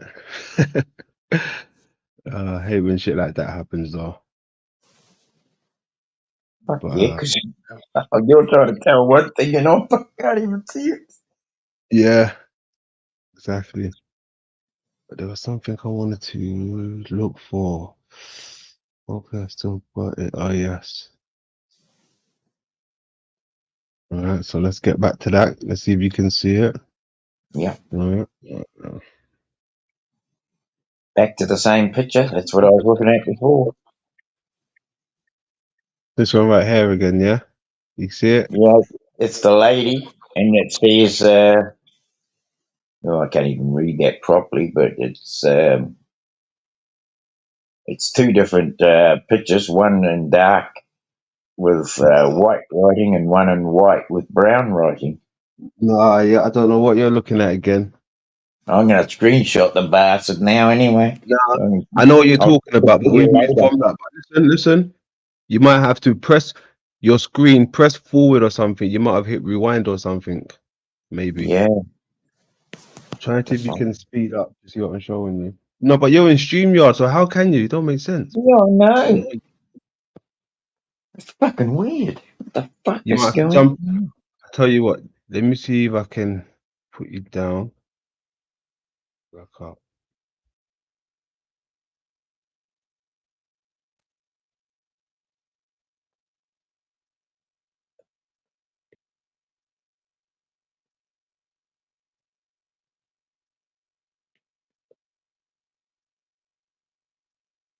What are you seeing now? I'm gonna take out the YouTube off my channel. So I've only got the one window open. Yeah. I can get rid of all those windows. Okay. Okay, here we are, back on one window. Let's see what happens. Hey, Rachel Zena goes, laugh. Yeah. Okay. All right. You're back in the building. It seems. Okay. So Jen could see the matrix. I mean, the matrix, the egg. Yeah. We Yeah. see the egg registration. Okay, Matrix break. How are you? Where are we? Let's get back over here. What can you see now?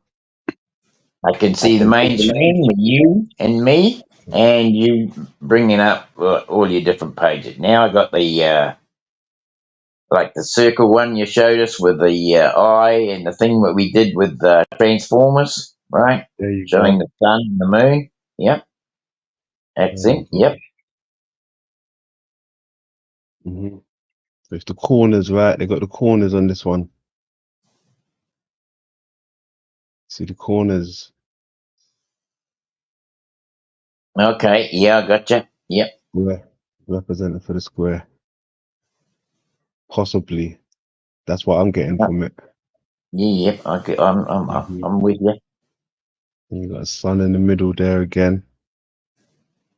With the luminaries, what we went over the other day. Yep. And there again with the luminaries. Hmm.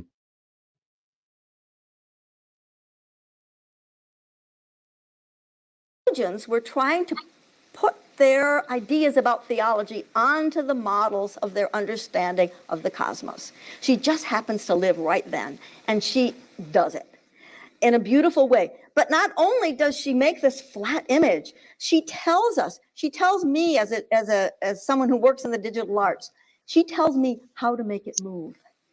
She describes it in motion. She lacks only the technology. He says how this part goes down, this part goes up, this part shakes around, this part turns around, this part sparkles, this part moves, this part flashes, this part makes this noise, this part does this, this part does that. And in the center of it all is her drama, the Order Virtutum.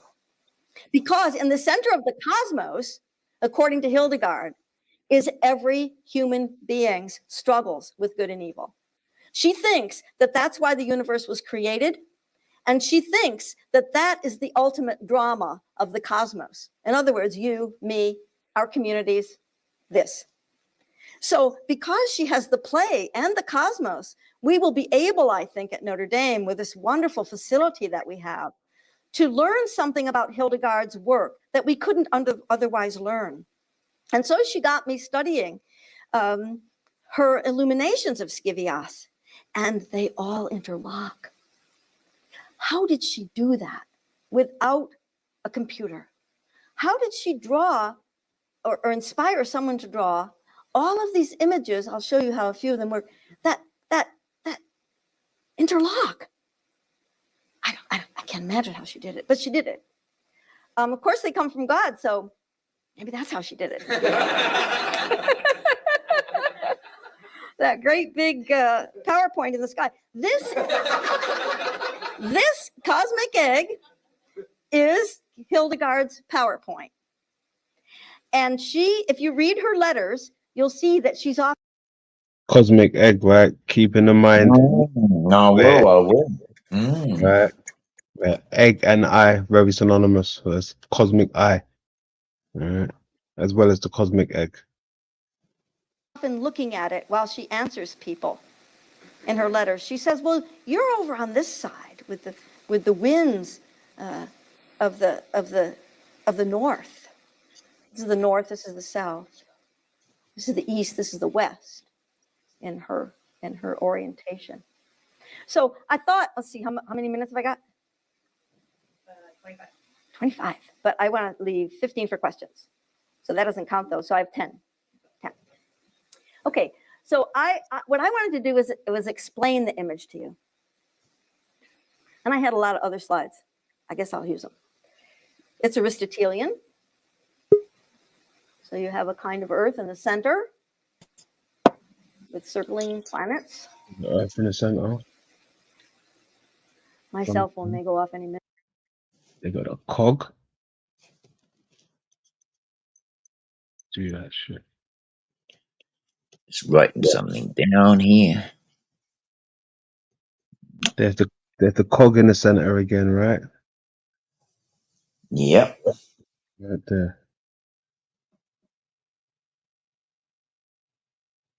Yep.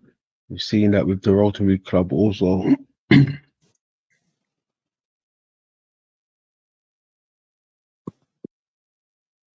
Yeah, let me get that up power here.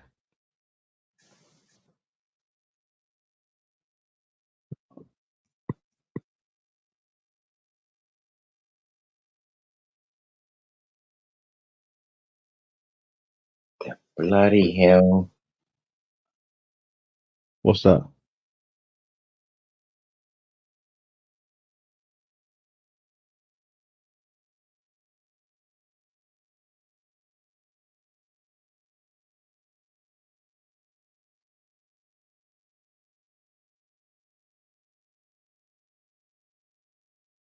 Right? Your coggy wheels, your cogs. And this is what I was talking about with that holy guy and his attire, right? You had the Y coming down. That's one of the Rotary symbols. You can tell by their attire, right? But this is another lens, all right? This is another lens shape, lens.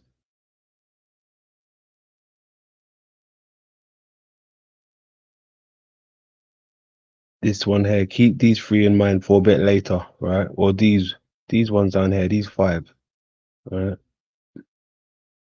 Where are we?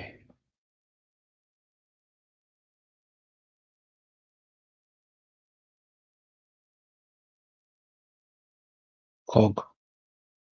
Minute, I just realized. It does. One of the most interesting things to me right now is some of the new science about the Big Bang. Do you know this science? It's the idea that if you study the radiation, you can recreate the Big Bang. And of course, the guys who do that don't know anything about Hildegard. But it's really interesting to see that in their work, they end up with something that looks a lot like the cosmic egg or a lot like Aristotle, because you can be anywhere in that Big Bang. You have a certain perspective, which is really hard to understand. There's like a 50-minute article by a Nobel Prize winning scientist on this. And he made this drawing, which are the cosmic spheres of time. And the further out from the Big Bang you get, of course, you know, the longer away you are in time. So by studying these radiation waves, he's beginning to recreate the history of the universe from Big Bang to now. And if you haven't dipped into this, we take the magazine Science at home, like it's a sort of a poor man's science magazine, and I like it a lot because I feel I love science, but I don't have the cosines to be good at it, but I do like to read about it, and I very much am thrilled to be learning about this particular research here. So we go back to our cosmic egg. In the middle we have the Earth, and that Wow. Earth is a mountain, and she has made pictures of that mountain. And she has made an architecture of it, which show that it's the church. It's the church on Earth, which is always being constructed. And she has the belief as many people in the Middle Ages did, that there's a golden number that will be achieved when the last saint becomes a saint. And when that happens, bam, it'll be revelation. The world will end, the scrolls will unroll and time will be no more, and the judgment will come. And so we all await the time when that last saint joins onto the good old ship of the church. So she has that good old ship of the church right in the center, and it's surrounded by waters of baptism. And those waters squeeze back and forth, birthing Christian souls, as it were.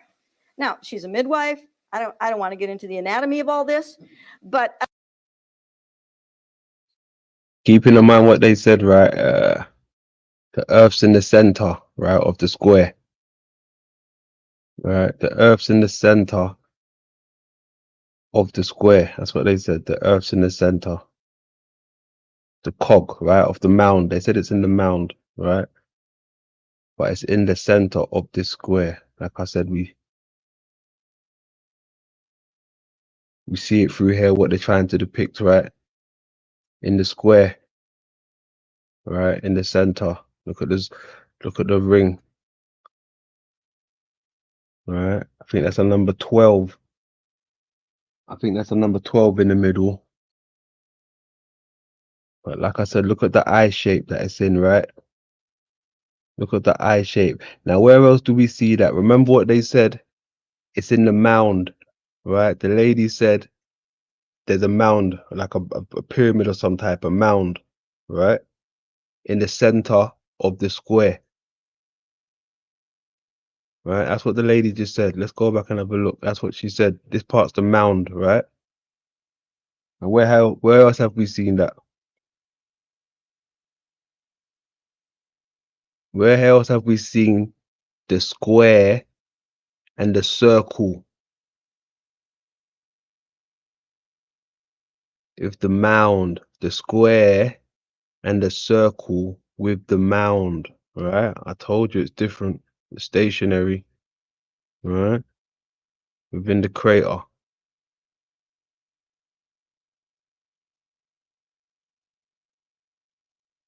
That's what they're showing you right there.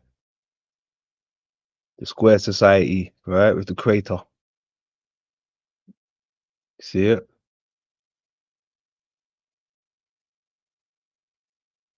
Put a 1 in the chat if you understand, or 2 if you're lost.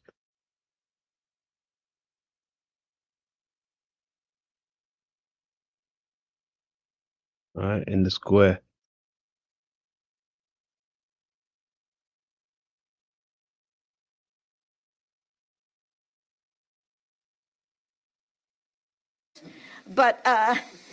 it's definitely going on here. This moon is the unconquerable church, which rises and falls down onto this, which becomes a kind of altar. And the moon is radiated by the sun, which is Christ. So what you have is baptism and Eucharist, the two great sacraments of our faith, right in the center of the cosmos, being constantly in motion. So we have to think about how to do that in our digital model. Around this, you have these incredibly sparkling things, which are the virtues. And they represent two things. They represent the saints, and they represent, in a sense, we could talk for a while about universals. She's playing around with the universals here. She's talking here about being a realist or not being a realist. She's talking about the virtues as emblematic forms of reality that can come into your being and help you. And she thinks, you see, we're very interested in evil in our culture. And so all of our art is about evil. And we justify being about evil by saying that it helps good by always talking about evil. Yeah. She's the opposite of that. She complexifies goodness. She thinks that goodness is very difficult to achieve and that it has many facets of it, and that you might need one facet of it one day and one facet another day. Perhaps you need humility today. Perhaps after that introduction, I need some humility. So I would know that, and I would talk to humility, and humility would help me. Or whatever it is that you need. You're feeling really pissed off, and you need some maybe some help with calmness or tranquility. Or I mean, she has a great number of virtues, but she has, for her play, the Order Virtutum, just the great right number of virtues so that every nun could be one. And she herself was humility, we think. And Volmer was the only non-speaking part. He played the devil, probably, we think. So you have these virtues, with humility as their queen, playing out. They are like the saints in a sense, and in her cosmos, they are the stars. Now, one of the things that you kind of have here, I think, there's always many layers to Hildegard, is a kind of model of the church. So you have a sort of nave, and you have a sort of a set of doors. You have a north door, which is often associated, the north side of the church, with evil, if you look at the sculptures and the wall paintings and such. And you have a kind of altar going. Hold on. Hey, is it just me, or is that like a skull down here? What is this? Is that like a skull or something? No way, that's a skull. Wowzers, that's Skull Island. Wowzers. There is it all. And you have a kind of altar going on. I think you have a kind of font going on. She built a church. Her drawings are filled with architectural. That is a skull. I'm not tripping, right? Did Hildegard just reveal Skull Island to London? Is there a reason why I'm watching this? Is that the fucking gash in the head that they speak about? What is going on?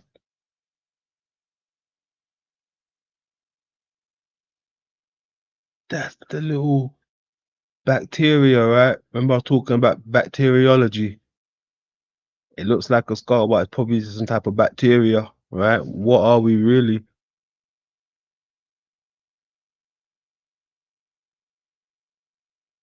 That's crazy.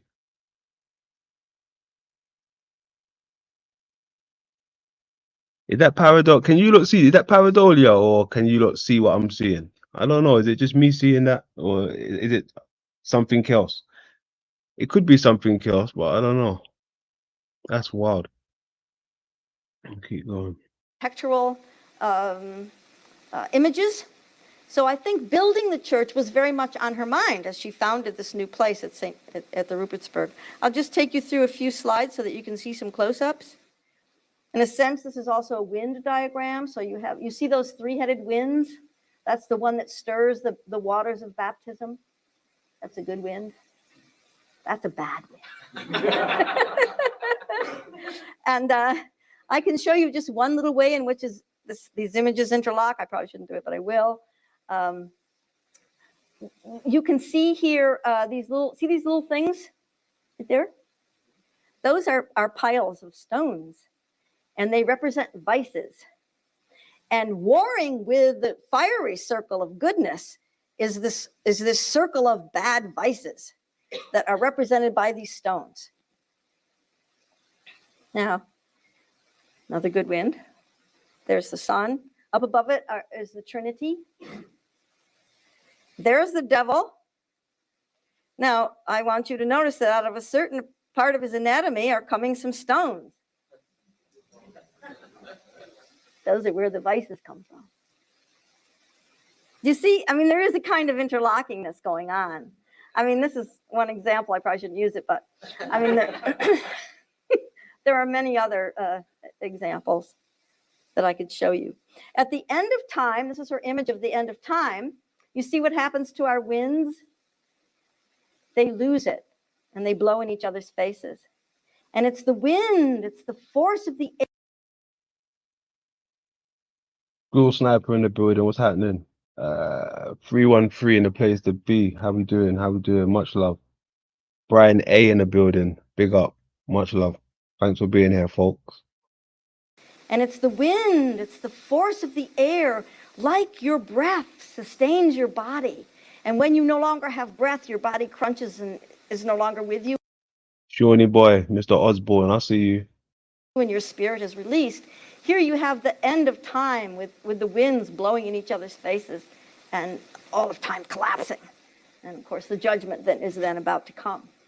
And there's Jesus ready to judge. And we could unpack the top of it too. We'd have good and bad souls, all kinds of stuff going on. So as I said, this is in motion. I give you some of the motions that come here. But in my last few minutes, I wanted to talk a little bit about some of these songs and explain to you that the music and texts of the songs in Skivias and the music and texts of the play are interrelated. And I was just going to show you one example, but I think you can see quite clearly in the text. The music could be more complex, so I'll play you some of the music, but I won't unpack the whole thing. But I just wanted to show you that here are the songs that are in Skivias. There are these laments, which usually aren't counted, but I count them in my counting. It's from laments up, usually, where people count. And you can see that they're all for saints. So it's a nice thing to talk about on Saturday Saints, to see that she had music for all of the saints. I can just tell you that she was a very crafty composer. And she wrote pieces that she knew would have to be that were for commons of the saints. And she knew that they would have to be therefore sung all the time in the liturgy. So those were very smart choices for her. If you wanted to get your work composed and you were a medieval composer, that's what you would do. And then on All Saints' Day, which is the day when she became a nun, you would have sung all of these pieces, because I've studied the Feast of All Saints. I have a chapter on it in my book. And you go through all the readings and the music for All Saints, and you can see that she's substituting her own songs for those chants, and that they probably would have sung all these pieces on All Saints' Day, and it would have been a Hildegardian festival. I mean, we know that composers like to get their music performed and sung, and she's like many composers I know. So let's take a look at this text for prophets, for patriarchs and prophets. It gives you a little taste. I just took it out of the translation of the Skivias that I mentioned earlier, but there are other translations of this poetry by Barbara Newman, and I very much recommend that to you. So you see, you happy roots with whom the crop of miracles and not of crimes was planted on the burning path in lucid foreshadowing, and you, contemplative and fiery voice, heralding the whetstone, demolishing the abyss, rejoice in him who is your summit. Rejoice in him whom many did not see on earth, although they called for him ardently. Rejoice in him who is your summit. And what she does here is she mixes up the prophets of the Old Testament and John the Baptist. And she puts them together to say that they call on a Jesus that they can't see, but they know about. They have faith. When she talks about Old Testament characters, she does what most medieval theologians do. She paints them in Christian terms. And she has them, in this case, look ahead to Jesus' coming. Now, in her play, we meet these same characters, because in the opening of her Ordo Virtutum, you see the patriarchs and the prophets. And they are present, and they're looking up at the virtues, and they say, "Virtues, you're up in this beautiful tree, and you're shining. Who are you guys?" And the virtues look down at the prophets and patriarchs, and they say, "Oh, prophets and patriarchs, you're the roots, and we're the branches." And she makes a Jesse tree out of the virtues who are up in the branches and the patriarchs who are Jesse and the prophets who are down in the bottom. And then she turns that into song. And the opening of the play, which while you ask questions, I'm going to find it for you. But I'll stop in like 2 minutes and you can start asking questions and then I'll find the music and then play it because it'll take me while you talk time to find it. And I don't want to waste time. But what happens is she's a very graphic composer, Hildegard. She's always thinking visually. So she has the prophets going, "Woo, who are you guys?" And then they go, "Woo, we are the virtues." And they go, "Woo." And I mean, she makes the high and the lows, you know, she always plays around with tessitura. She does that all the time. And so it's really clear, you know, it's really interesting how she sets it up. People don't know what the occasion of this play was for. There's been so much arguing about it. And of course, I've put my... We'll stop that there. I think she talks more about the music side, the composing side of HILDEGARD. So we can leave that there for now.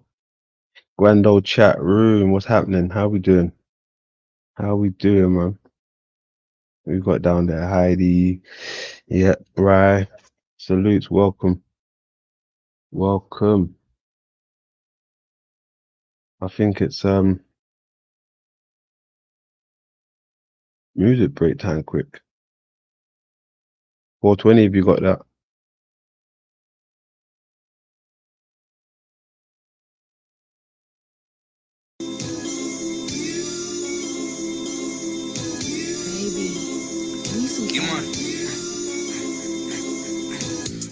They like Bugsy on the miss. Go, go.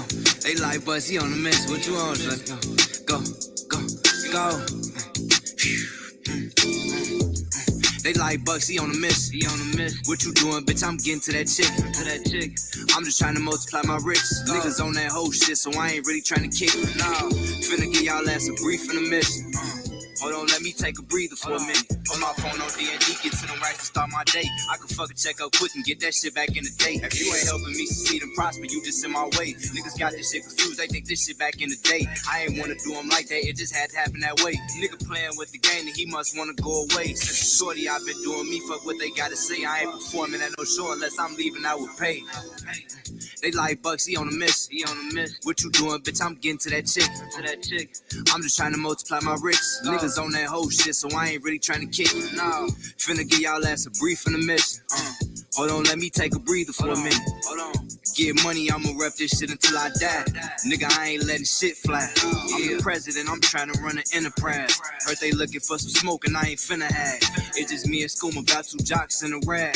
First nigga play, then he gon' turn a homicide. They like Bugsy on the miss. He on the miss. What you doing, bitch? I'm getting to that chick. To that chick. I'm just trying to multiply my ricks. Niggas on that whole shit, so I ain't really trying to kick. No. Finna get y'all ass a brief in the miss. Hold on, let me take a breather for a minute. Hold on. Yeah.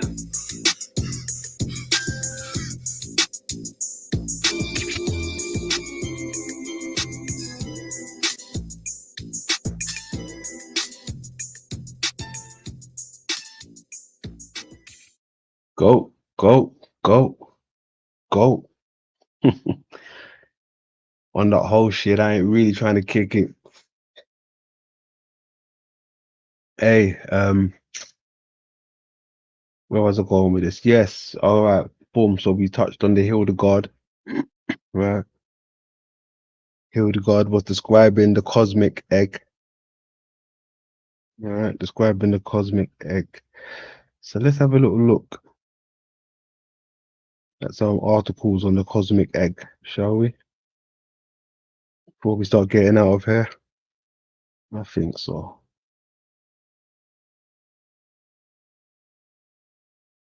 Cosmic Egg. Gentle Guide. Follow. 7-minute. February. This article. Which came first, the chicken or the egg? Since time immemorial, children have racked their brains over this conundrum, furrowing their brows in consternation, as they wrestle to unpack the layers of paradox. In philosophy, the question is referred to as a causality dilemma. It deals with much more than causality, however. It touches upon the question of origins, the possibility of creation, the essential nature of biological life, and much more. Aristotle sidestepped the question by claiming that both chickens and eggs recede back infinitely in time, a philosopher's answer if there ever was one. But the egg discussed in this article was not laid by any chicken. It is the cosmic egg. The concept of the cosmic, or world egg spans across human culture and forms the basis of many creation stories. Sometimes it is laid by a primordial deity, or your god. Sometimes it pre-exists the gods and even the universe itself, a mysterious object containing all reality in its potential form. Whatever the case, the hatching of the egg is the fundamental event spawning the perceptible universe around us. Take, for instance, the Rig Veda, a collection of Sanskrit hymns which together comprise the oldest known religious text in an Indo-European language. In the Rig Veda, the cosmic egg is called Brahma, a conjunction of the words Brahm, the name of the Vedic creator god and a term for the transcendent principle of reality itself, and egg. The word Brahm is in turn derived from a root meaning to swell, expand, grow, enlarge. Thus the Brahma is the expanding egg which contains the cosmos. A closely related concept is the Hiragarbha, the golden womb or golden egg, which is also mentioned in the Rig Veda as the ultimate source of the perceptible universe. There you go. I keep telling you about the egg. The egg plays a big part in this for some reason. What is the cosmic egg?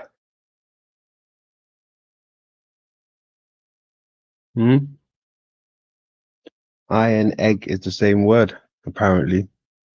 Root word. They come from, a similar word. Perceptible universe. On mighty waters floated the universal egg of the golden womb, Hiranyagarbha, which gave birth to the flame of life, the one spirit of all the gods. Rig Veda, X.121. The cosmic egg is conceptually linked to holy diagrams known in Hinduism as yantra. The Sri Yantra, for example, depicts the cosmos radiating out from a central point. There we go again.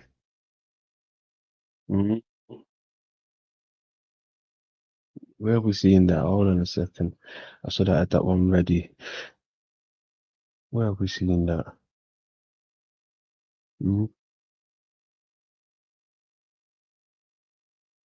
Where did we see that? Where did we see that? Where are you hiding?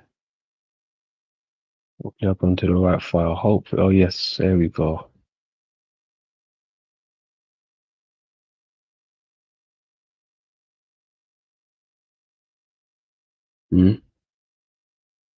Where did we see that one? Boom. See what they're showing you, right? With the corners. Remember we spoke about the corners earlier, right? The appendages. Exactly what they're showing you.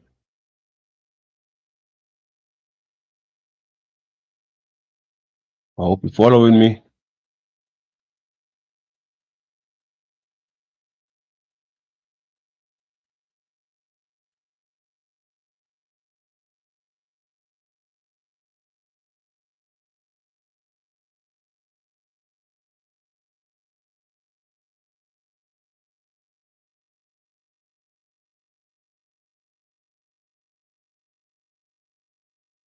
Point.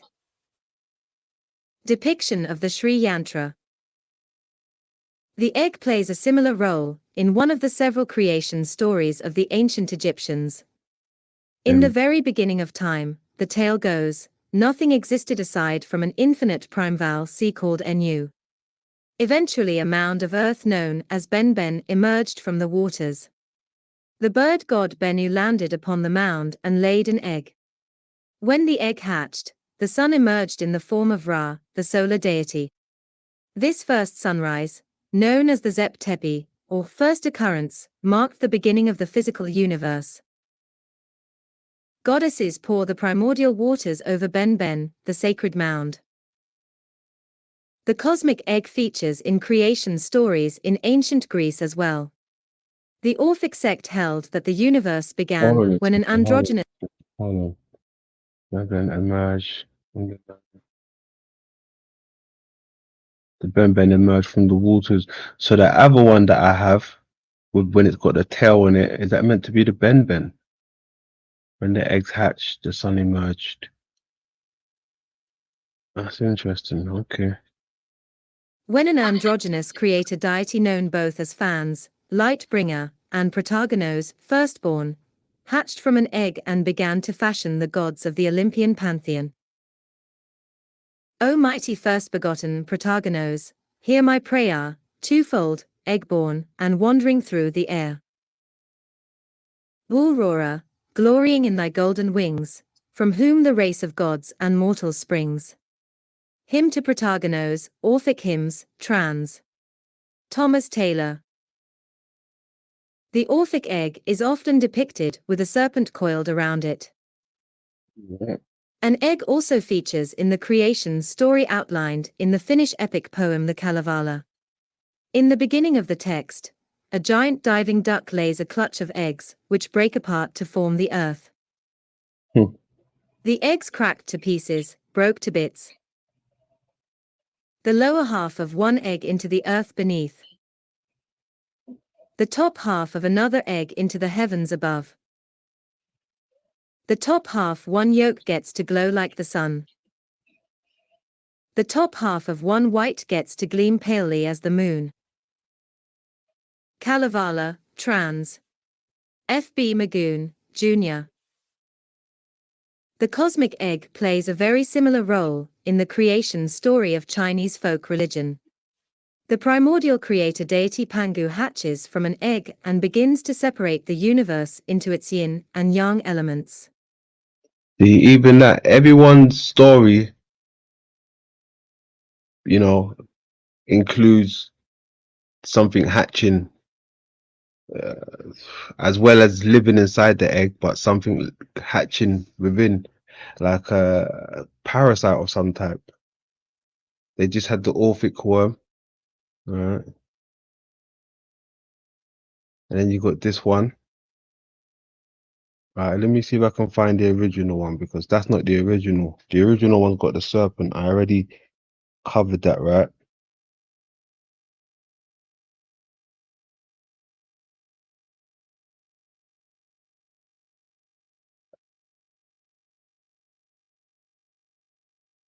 No, so they're talking about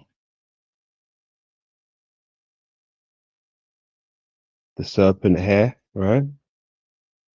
And then on this one again, Pangu again, right? That's the dragon that got created, and the earth got created out of his body, right? Now you'd think this one here again, they spoke about the eggs hatching, right? Eggs hatching, mound laid its eggs, and then, something emerged, right? Hatched, the sun emerged, right? Forming Ra. What is Ra? They say that's the sun god, but that's not the sun god. This thing here isn't the sun. That's the parasite, right? This is the parasite. Look, this is the full picture. See the parasite? They just locked it off. They cut it off from there and told you it's the sun. Yeah, maybe the parasite is from the son of man. I don't know. But they're all talking about the parasite, right? The dragon on a macro level. On a micro level is the parasite. Bacteriology, right? Remember us speaking about that? I've been talking about that, right? So you got to pay attention. Look, they cut it off so you think it's the sun, right?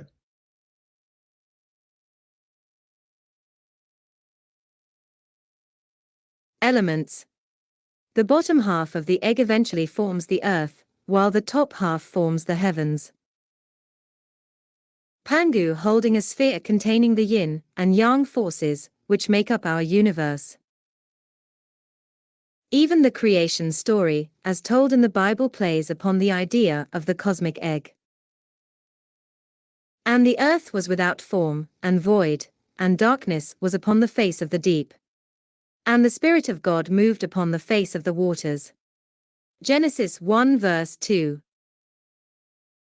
Moved upon, emra-epe in the original Hebrew, is sometimes translated as stirring waves. The word for stirring waves is based on the Hebrew root, rakaf, which describes a mother bird's constant ruffling of her feathers in the nest as she warms her living egg. This lovely feminine image symbolizes the energy fluctuation of the quantum field, bringing forth matter out of oceanic emptiness. Clutch of birds, that clutch of egg. That just sounds like a bloody cobra or something. When I heard that mother consistent ruffles her feathers, blah blah blah. Her living eggs, right? It's still, I mean, it's still a, how would you call it, a reptile, right? With just wings. Dissolving into goodness, Tiferet Journal. Later Christian thinkers ran with this association when they explored the creation of the cosmos. The medieval Christian mystic Hildegard von Bingen painted stunning mandalas portraying There the we go. birth of the universe from an egg-shaped sphere. Egg-shaped sphere, right? Where do we see that again?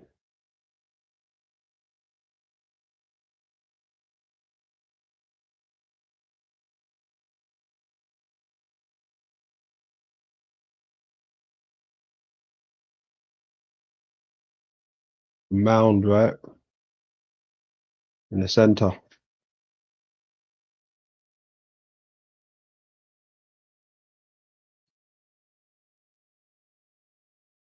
Right in the center. And you know what else I was thinking? I was thinking 12, right? Would 12 be like the eclipse, you know, one hand on the other? That's almost like an eclipse, right? Big hand on the little hand and they meet up, right? That's like the 12, right? If it's a sky clock, right?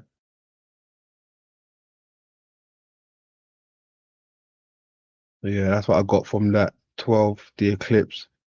Big hand meets little hand.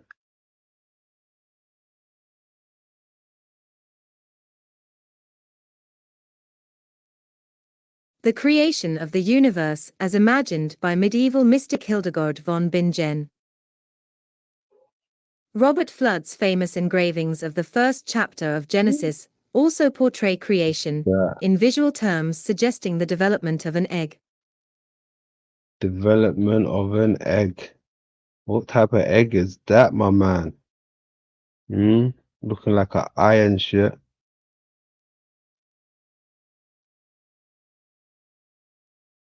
What type of egg is that? That's the cosmic eye, I'm telling you. This one right here.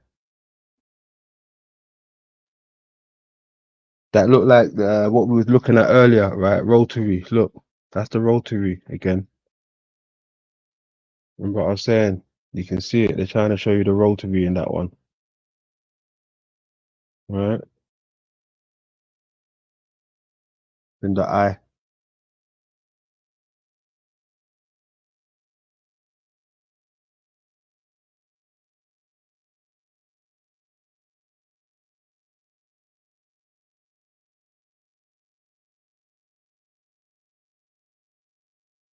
I'm really gonna go to that one.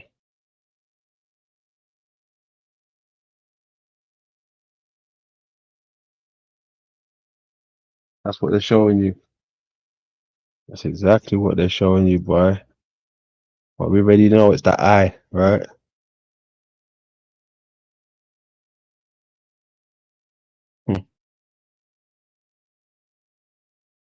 Of an egg.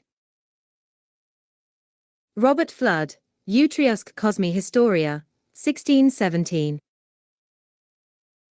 A century later, the theologian and cosmologist Thomas Burnett explicitly described the creation of the cosmos in terms of the cosmic, or as he calls it, mundane, i.e., worldly, egg. Where, as the two inmost regions, A, B, represent the yolk and the membrane that lies next above it, so the exterior region of the earth, D. Oh, okay. Yeah, so that hollow earth shit again. Yeah.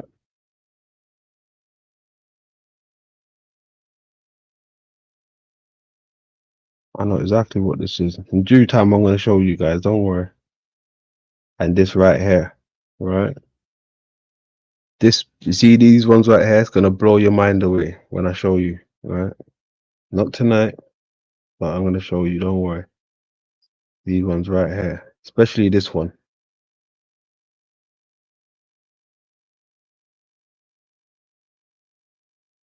You got to think cosmic universe, right? But I'll show you what's really going on soon. Don't worry. And this one right here speaks for itself. The bullseye, that speaks for itself. They named got the regions A, B, and D. Region of Earth, D. Wow, look at that. Hold on a sec. Can it go back a bit? Exterior region of the earth, D, is as the shell of an egg. Is as the shell of an egg, and the The egg, the shell, okay.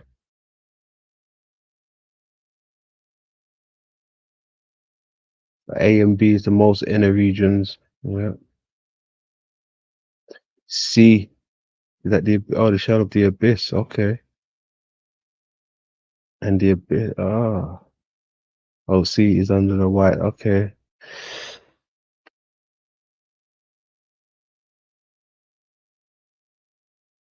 White, that's probably the sclera. The white part, probably the sclera they're talking, okay. the shell of an egg, and the abyss, C, under it is as the white that lies under the shell. And considering this notion of the mundane egg, or that the world was over form, hath been the sense and language of all antiquity, Latins, Greeks, Persians, Egyptians, and others, I thought it worthy our notice in this place. Thomas Burnett, The Sacred Theory of the Earth, 1719. At this point we might reasonably ask, what's with all the eggs? Why did so many cultures conceive of the creation of the universe in such similar terms? For starters, the egg and the womb are strong generative metaphors.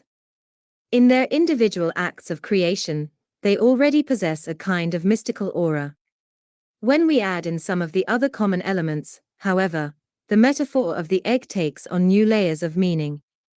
1. All our creation stories contain a type of primeval chaos of undifferentiated matter in its latent, unexpressed form, symbolized in most cases by the image of primordial waters. 2. The fundamental act of creation is accompanied by the presence of sound, or light, or both. 3. After creation, the cosmos rapidly expands. Taken as a whole, this is amazingly close to our contemporary understanding of the birth of the universe, with Boom. Look what we got here. Hold on a second, little lady. Look at this one. Remember I spoke about this? We've got the globe, so we know we're dealing with the eye, right? We've got the globe. Then we got the truncated cone, which it lies in. The bell, right? You're looking at the bell right now, right? This is what Hitler and those boys were talking about, right? Concave, right? Look, this is what Hitler was talking. Let's quick go back over here real quick.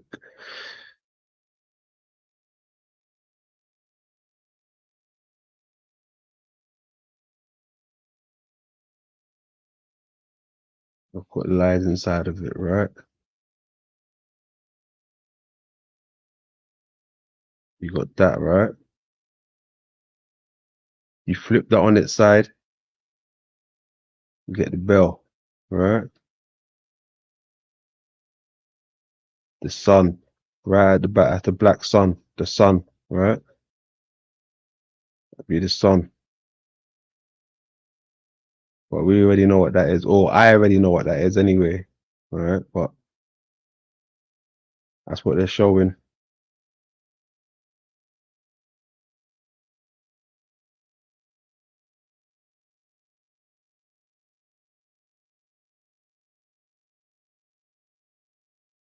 Boom.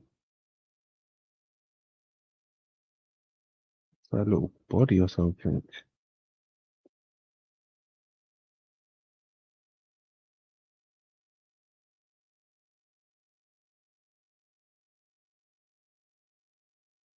Globe.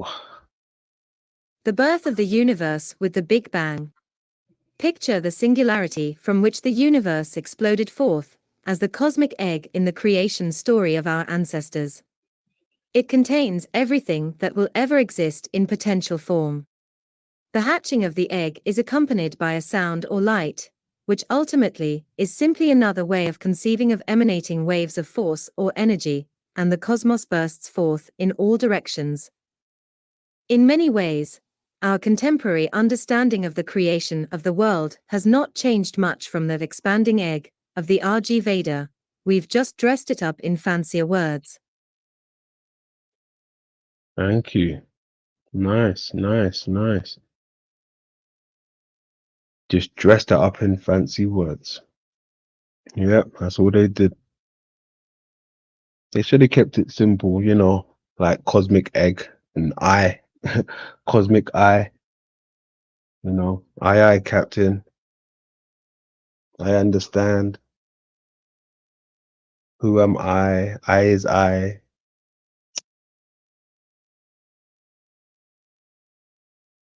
And yeah, it's all in the eyes, man. It's all in the eyes, definitely. Definitely. Grand old chat room. Let me see what's happening at Jack's real quick before we get out of here. Oh, is he finished?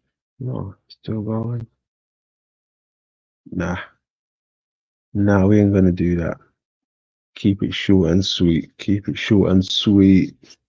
What's going on in grand old chat room? Anyone got any new information for your boy? No new info?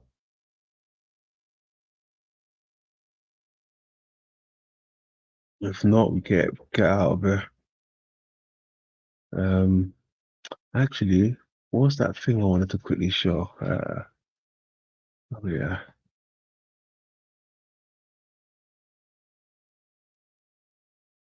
I'm not gonna show it. I'm just gonna let you hear it because I don't want it to strike me.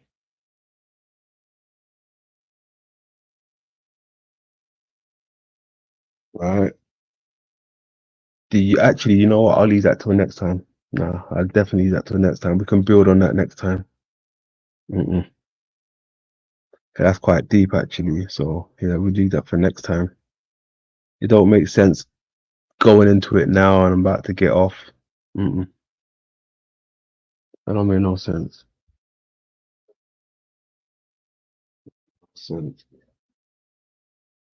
But yeah, it seems like oh yeah, where's my manners? Just in case Stephen is watching, because he seems to be about again. There's the link for you, Stephen, before I get out of here. Come and tell us how much you've changed. You're a changed man since being recycled. Come and tell us.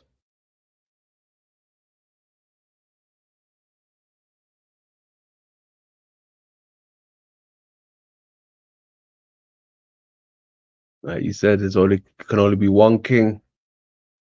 And that's your boy. That's your boy.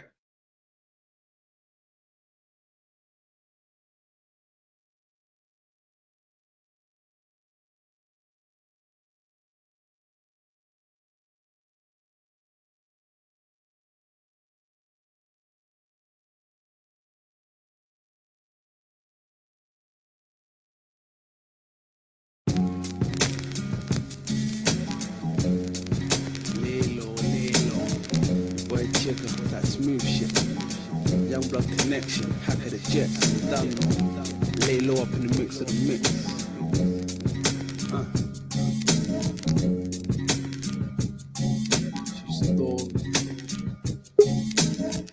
Check the technique, the way that I flow. Got a bad yellow bitch on the yellow brick road. Let's go. Lay low like a Lamborghini. I'll be your pair like a fucking genie. Take your time when you're trying to greet me. Most guys move real sneaky, acting all surprised when they try to see me. You see me, it's real talk, never spitting bull crap. My young boys pull back, counting the big stacks. Relax, baby, it's a new year. You know, Bring my niggas to the rock. Yeah, bro. Sorry about earlier on. My bloody phone has been giving me shit all morning. I don't know what the bloody hell's wrong with it. I know probably how it goes sometimes, man. Well, I I had know how it goes. a thing came through to tell me my exceeded my data warning, right? Oh, And it just dropped me clean out of the bloody show. And then some random phone call came in about a house mortgage. I don't even have a house mortgage. What the hell? house mortgage. Hey, your connection won't let you come through again. Connection on your side. I can see you down there trying to join, but your connection. Yeah, the connection. Yeah, yeah, it's bloody strange. But no, the four corners and the way the eye is set up, the appendages that move the eye in the socket itself. It's like the restrictions of every movement. You know, like you need one at the top, one at the bottom, and one each side to get the movement. You know, there's an eye test you can do that improves your eye vision, and that is to draw a square with your eyes. Right, so you go up to one corner, then you go across to the other corner, then you go down to and you can do this exercise where you go from corner to corner to corner to corner, and then you can go diagonal, corner to corner, Huh? each way. Okay. And apparently that exercise improves eyesight, right?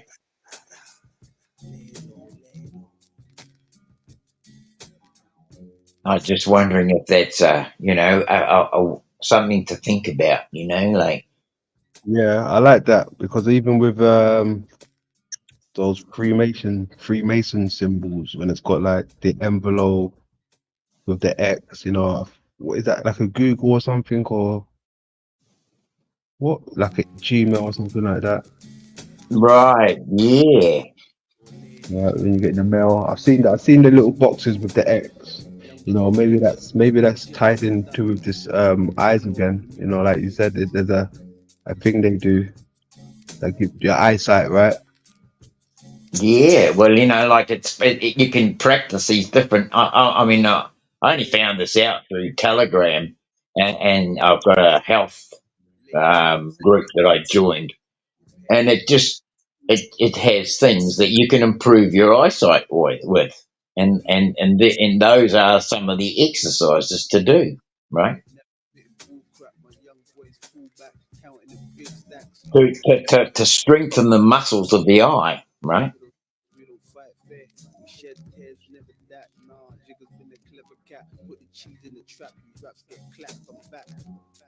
Yeah, that's probably one of the only ways we're gonna, get our eye better. If you definitely go see your eye doctor, let them run those tests on you. Yeah, well, I mean, they when they run those tests on you, of course, like they're putting because I mean, like everything's like a sort of a crystalline structure, and the eyes, I've got to say that somehow there's some kind of crystalline refraction, maybe. where we you know, like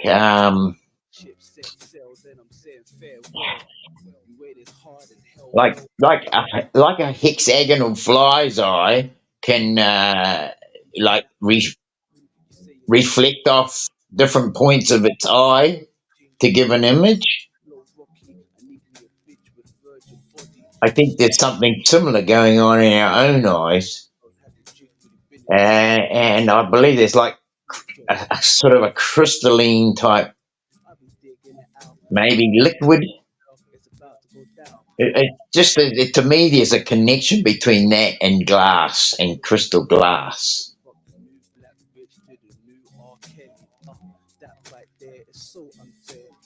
Or like a projection more, because I mean, even when you're describing that, I'm thinking of like A projector, right? Yeah. hold on, I'm thinking of like how would you call it, the those NASA probes, right, but it's got those hexagonal things, how do you call Yeah. it, right? But then I also thought of it as like the how they call it, the sun simulation, like it like mirrors it's hard to describe, but I think those are like little lenses, but they're in hexagonal shapes, mirrored Yeah, lenses. thank you very much. Yeah. Yes. So like a crystal has, you know, those angles on it, and I mean, you know, like the type of crystals that you get the reflection of a rainbow through, for example, are very, you know, like they've got a very defined edge to them, and it's the changing of those edges. I think that's how the color comes through in the different um, spectrums. Like, I feel like liquid glass is a lot to do with liquid. You know, it's an interesting thing. But if you put a water on the surface of a wooden board, for example, and you hook in a positive charge on one side and a negative charge, you can actually burn like the shape of a tree almost into the wood. And to me, that wood itself has got like little crystals in it, right? It's like the sap is the crystals. The sap is the crystals. Yeah. Okay. And so it's the sap in the wood structure itself that actually take on that shape of burning, of how the crystals burn, and you end up with that. You know how it all goes out. It looks like a bloody. To me, it looks like the earth when you look at all the mountain ranges and that, right?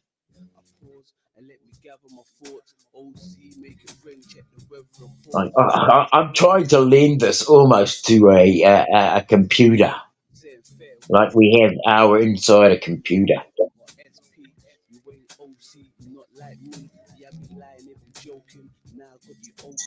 Like the eye itself might be a computer, right? A computer version of an eye.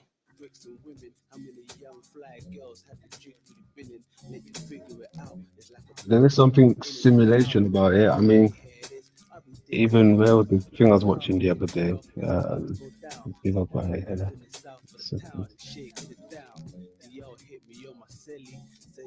I've got brain fog today, and I was going through this bloody conversation yesterday, and I bloody thought I had it all sorted.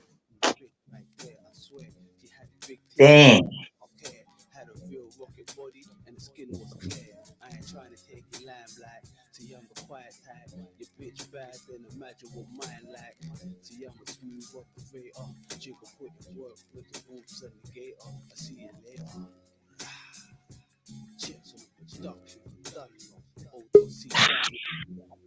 I like the way you do that.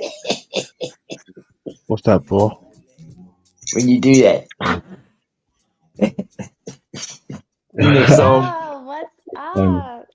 What's happening, Eternal? How again?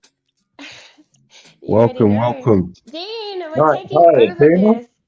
Let me turn you up. Hold on. Your volume's a All bit right, low. turn me Let me up, turn turn me you up. up. What's up, everyone? Dean, we're in this. I rang Dean and I'm like, yo, we gotta jump on and take over. We gotta take over this. I'm like, fuck, this is gonna be lit. We were cooking yesterday. Me and Dean were cooking. We were like just going off each other, and it was like, so what do you remember from our conversation? Well, we're focusing on well, one of the things I was just trying to bring up then was about how you plug in electricity to a board with water on it, and it will come up like a burnt image, right?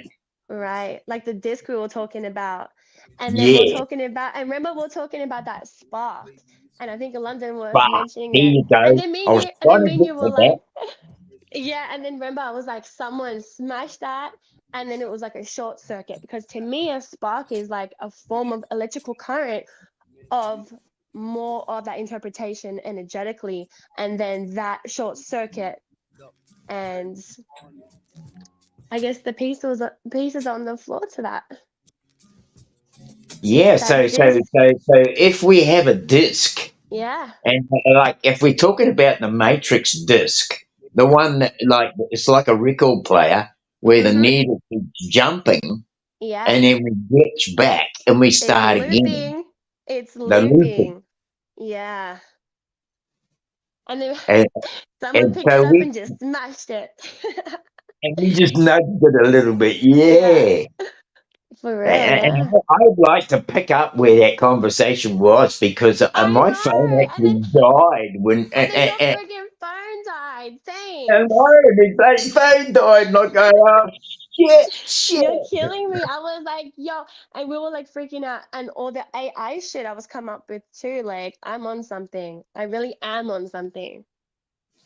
Yeah, so just let's run down what you got from your sort of like your Yeah. yeah, let's like get it from the beginning, like how you got it, Let's right? get it from the beginning. I like that. But is that cool with London? It's up to him because this is, I mean, Yeah, go. Let's hear what you got. Let's hear what you got. all right, Go let's for it. get it.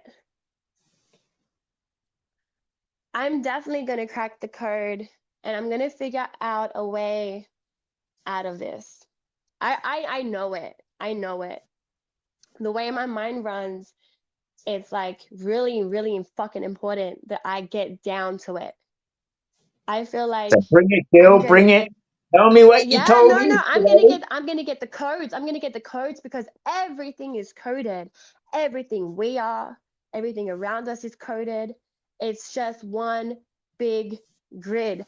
It's called entanglement. Okay. Now, something that everybody needs to understand is there's a form of quantum entanglement that is outside of what we are a part of, energetically speaking. So, quantum is, you can see it as like a leap or a jump, but I see it as a form of, well, it could be demonic possession, it could be a form of integration or interference. Now, I like to look at it as like a wiring grid, and there's different, fractions off of that. Now, we don't know where that translates to, but it's definitely not coming from anything within, it's external. So I always love to break down quantum entanglement and let people know that if you're going to be linked up to that, now you're under a form of possession. It could be that your body is going through a demonic possession. It could mean that now you're infected by parasites. It could be that your thoughts aren't even your thoughts anymore. It could be anything. So creating that space for you, that vortex for your own self to protect yourself is really important.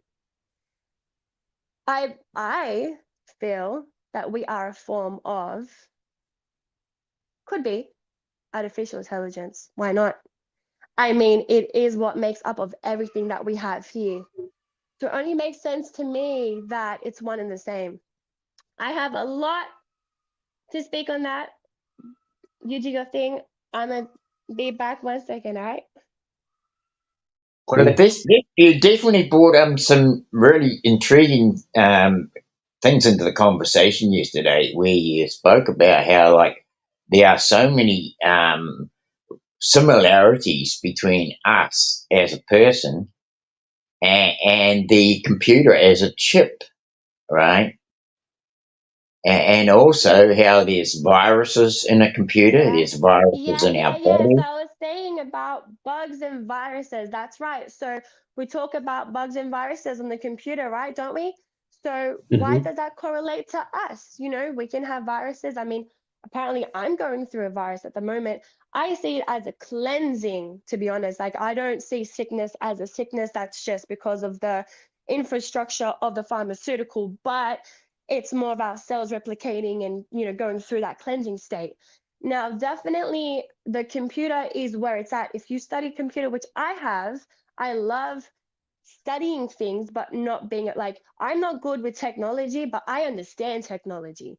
So with a computer, it's funny because there's so many terms and they exactly, you know, state what we're sort of dealing with and our current formation. So, you know, we go through resets, you know, computers have resets, shut down, we go to sleep, you know, and it definitely does correlate to our energetic frequencies and patterns within the formation of, you know, the structures of that. Well, the thing is, we got like like the crystalline substances in our body ourselves. We eat a lot of foods that have those sorts of things in them. Um, the computer, early days in early days, and even radios needed some kind of crystalline substance to set them into motion, right?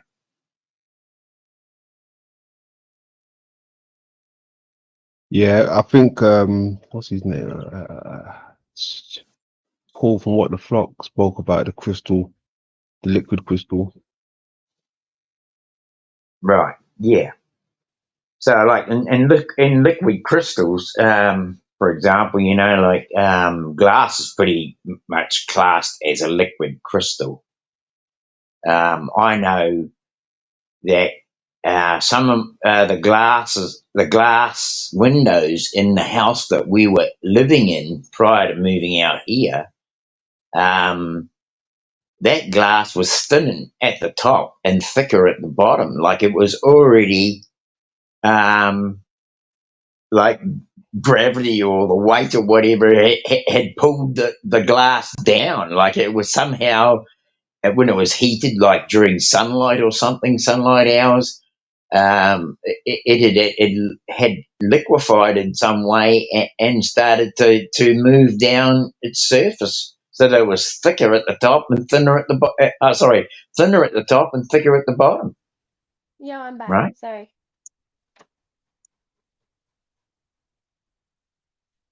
Yeah, so what are we talking about? Sorry, I just had to. So we're getting back to the computer and how we got a lot of Yeah, similarity between our yeah, body and a computer. Mm. yeah, definitely. And I put it to you yesterday. I think I put Yeah, it to a lot of other, not a lot of other people, but other people I have put it to that we are very much like a computer ourselves. We get viruses. We've got discs in our spine. A lot of the yeah, wordage that we use to describe certain parts of our bodies have yeah. similarities to wordage in computer language, right? Yeah, definitely. So just to answer shadow and light, me and Dean had our own little private conversation. Um, me, London, and Dean, we talk amongst each other. So we be cooking up some stuff for you guys, and me and Dean definitely wanted to talk about this a little bit more Yeah, so I'll jump off that. There's definitely a lot of correlation that I've found myself, and it's crazy, but in a good way because it gives validation to how I'm feeling. So now I've got this question: Yeah, Is go. I is love it. there an artificial overlay Mm, on a computer? Because we already know yeah, that yeah. you can have a program, and then Mm-hmm. somebody can come along and flog that program and overlay Yeah, it with another one, right? yeah. Right, And, right, right. and so I say, like, some people like feel like they're being taken over by something, but Yeah, I mean, I even thought myself for years that I was being a targeted individual, right? That yeah, that, me I, too. that something was targeting me, and I thought that was Yeah, like that. Maybe I had something special that they were after, but maybe it's not that at all. But that we listen to certain algorithms or narratives or understandings, and these influence our brain capacity or our thinking, and therefore we get trapped in certain things that probably programs that we shouldn't be allowing our mind to be programmed with, right?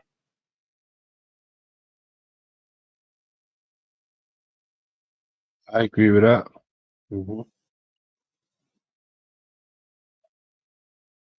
Yeah, I Um, agree. There's lots of correlations with the machine and the human body, definitely on many yeah, levels. Many yeah, on levels. many levels. I mean, I've been wanting to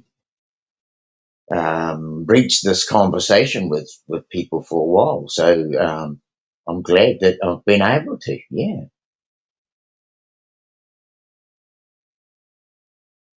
no, I see a lot of similarities in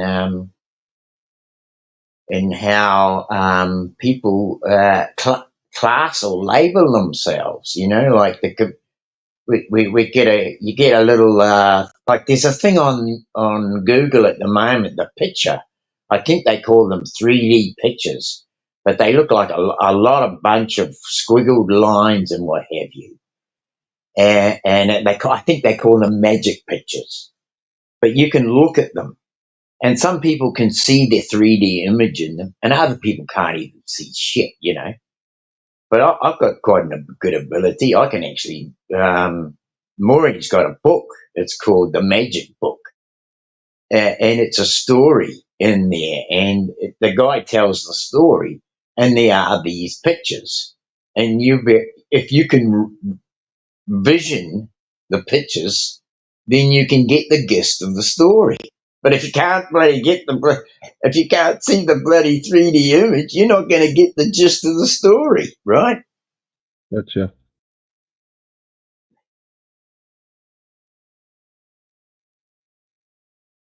Gotcha. Hey, Kev, that's true stories there. I hear a lot of people run around talking about what IQ they got, right? And they happen to be the weirdest people screaming that shit. So, yeah, I agree with that. I all agree right. with that. I am back. Sorry, didn't I keep getting busy with my little one? So It's all right. I Yeah, good. understand.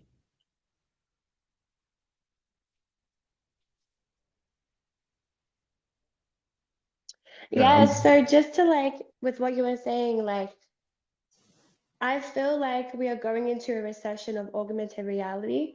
So it's this same thing that we perceive as real and rely on.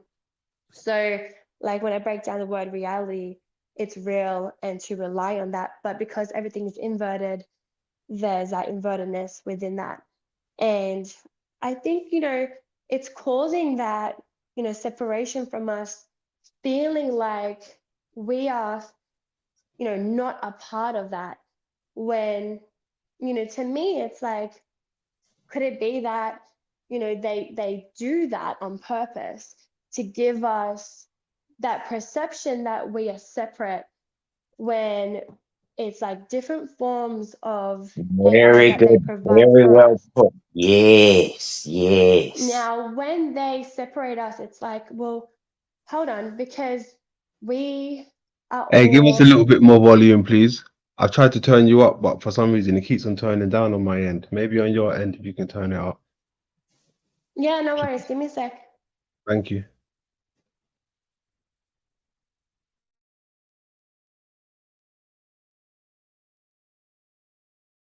She was coming in low on my end. Let me Yeah, a have little bit lower. And it sounds a little bit echoey too. Yeah. All right, is that better? Can you guys hear me? much Yeah, better. that's better. Much better. Yeah. You know what is crazy? I mean, talking about technology, I was using my AirPods. Now, I don't know why, with my knowledge, I even wear them things. Like, I don't know if I'm not getting better because it's radiation poisoning or what's going on, but that's like frying my brain. Like, Yeah. Yeah. I yeah, fully and believe like that. I, Yeah. I keep getting told like stop putting them in, stop putting them in, and I'm like nah, like I'm good, but like I know that they're not good at all. So yeah, Well, I think this too, Adriana. yeah. Sorry, Adriana. Yeah, No, is you it's can like call me my name. I'm good. I thank love it. you. Yeah, So can you like you know like people yeah. you know like you get this interference coming in Mm. and it kind of like it shifts your perspective. And I Yeah, think that, it's like the wireless earphone seems yes, to have that greater ability to, to maneuver you more than the wired ones. And so I was just like going to bring this into perspective there and say that this is part of that new technology that Max Vision is talking about with yeah, the the one that WBAN, you which is wear. a wireless body area network, right? Yeah. But I think these are all things to shift us away from what we are. So it's like, I'm just talking, you know, hypothetically about, if we are one and the same with technology, all these technologies that are portrayed for us is almost to take us away from thinking, hold on, what if we are a part of that and not, separate from it, and that, you know Well, I kind of feel like it's actually without the computer, we probably wouldn't even know we're here, right? Like without the computer, I feel like the computer has existed yeah. like it's the all spark, like out of the Yeah, the dude with the slick back hair, and he's like, "Yeah, Spark." Wasn't that the creator's name or something like that? He went by the Allspark or something like that. Well, I'm trying to tie it into to Transformers in a lot of ways here, actually, Adrian, because I feel like there's a big connection here, Yeah, and that without a computer, we probably wouldn't even know we can even communicate, right?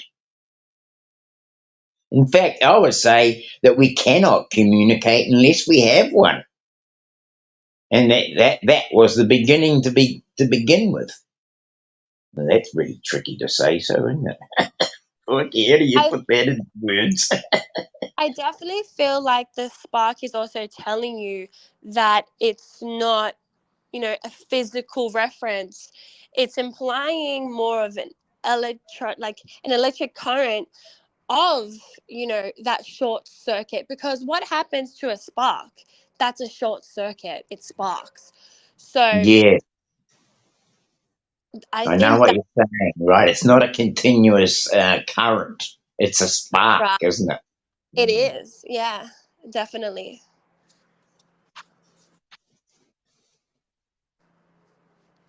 Mm. So I also love to talk about like the cyborgs and, that transformative form of artificial intelligence, which I then can correlate to what we are. If we're talking about artificial intelligence, are we that transformative type opposed to what they are trying to implement upon that cyborg, where they still binded here, and then we go maybe to higher octaves or higher levels, or maybe different Yeah, forms there of you different forms of consciousness. Now, if we're going to different forms of consciousness, right, we can then, correspond that to number patterns. You have like, third dimension, fourth dimension, fifth dimension, eighth dimension, etc. So that's, if you really do your research when it comes to the computer and the algorithms and the dimensional frames on that, it's like, all these cube formations and all these little technical little inputs and things that they have, and they're all coded, and there's all different little like fractions in there with like fourth and fifth and eighth, and to me that is like almost, simultaneously like what we're going into, and then because they're trying to refrain, our form, they want that binding, coherence Hey, with this is where my conversation goes back to the founding fathers or founders, right? yeah, And how like there was this quantum computer, yeah, AllSpark, and it yeah, was being found, and instead of knowing what it was capable of, they yeah. took it, and they've been experimenting with ways to program it and um, to keep it in their control. Right. That's what I feel's going on. Yeah, That's my feeling, right? yeah. And then what about the idea of, you have these gods which are like, at the end of each game you have a boss. It's like And I that's got my phone plugged into the charger, but yeah, sorry, I just had to say yeah. that. Impulsive. I'm very impulsive. So, we are sort of, manipulated to feel like to think that, with death, however you see death, is that, it's an ending, and that at the end of it you see some form of God.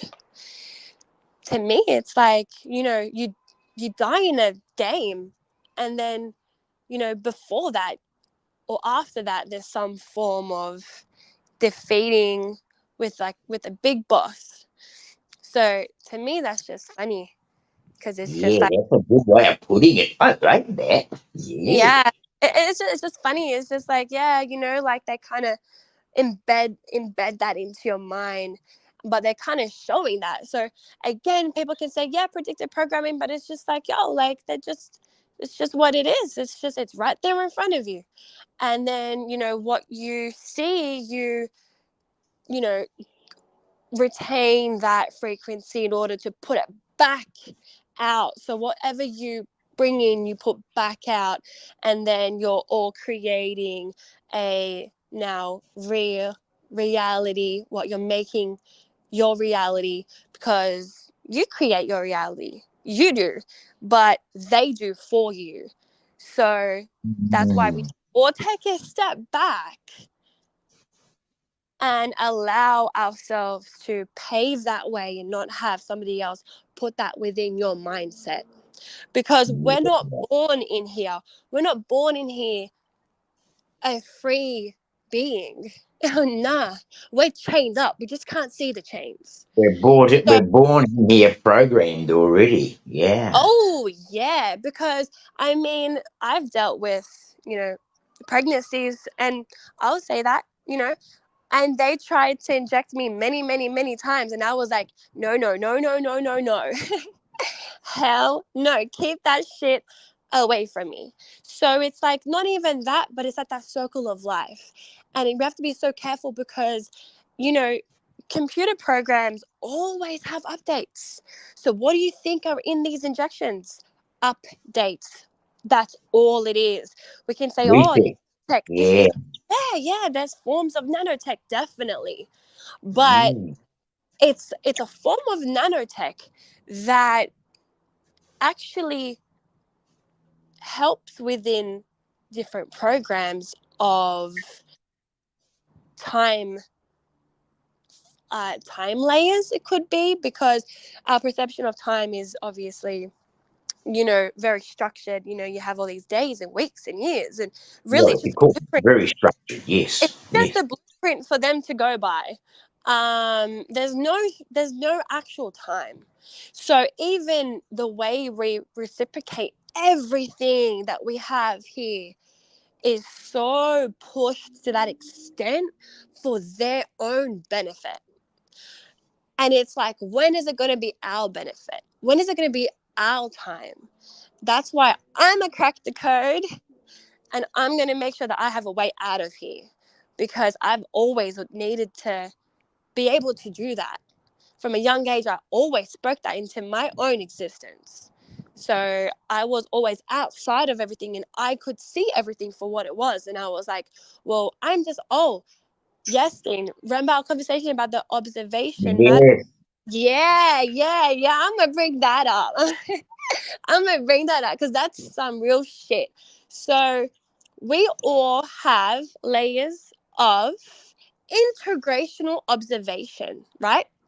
So let's just say I've been here a couple times, which I feel I'm an old soul, as you know, we can say. Give me a sec, guys. Yep. When you got children, you got to look after them. Yeah. Yeah. So salute to the grand old chat room. What's happening? They're going at it. They're having their combos. That's what I like. That's it. Many heads are better than one, bro. Mm-hmm. Mm. Definite. Yeah, I agree with that. And some people can talk to other people, and they can help that person to get that word out, where other people might, you know, block it out or block it.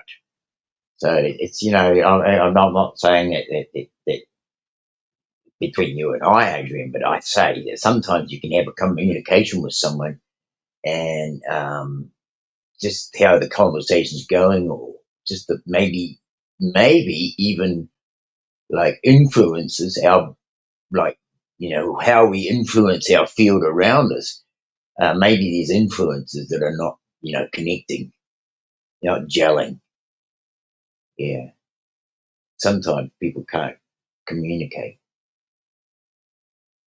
Yeah. Me, I get like that sometimes.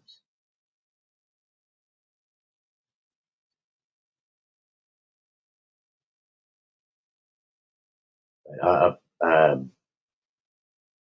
had a you know, sort of like conversation with Adriana yesterday, and it was awesome because I felt like she was speaking, and then I get the gist of it, and I elaborate, and then she could take it further, and we were just building on each other. It was just amazing. Good stuff. Good stuff. Mm. Deep combos are always good, man. I like deep combos. Yeah, well, that's the thing is, I mean, I've had those with you earlier on, and I've had them with Phil Craig as well, years ago, and I know that that you can have these one-on-ones with people, or one-on set, just a few people, where the energy is just, it's just ripe for building, you know. All right, I'm back, guys. So sorry about that. It's all good. Gotta do my thing, but do you want me to jump back into what I was talking about, or you guys can Yes, switch it please. up? Yes, please. I'm cool Carry with it. on. Oh, thank you, thank you. Um, I just think it's really important for people to educate themselves with the right information and to know about integration of your observational forms is really important. So we can look at it hypothetically and say, okay, let's say we've been around here a couple times. We have these layers, and you can call it your higher self.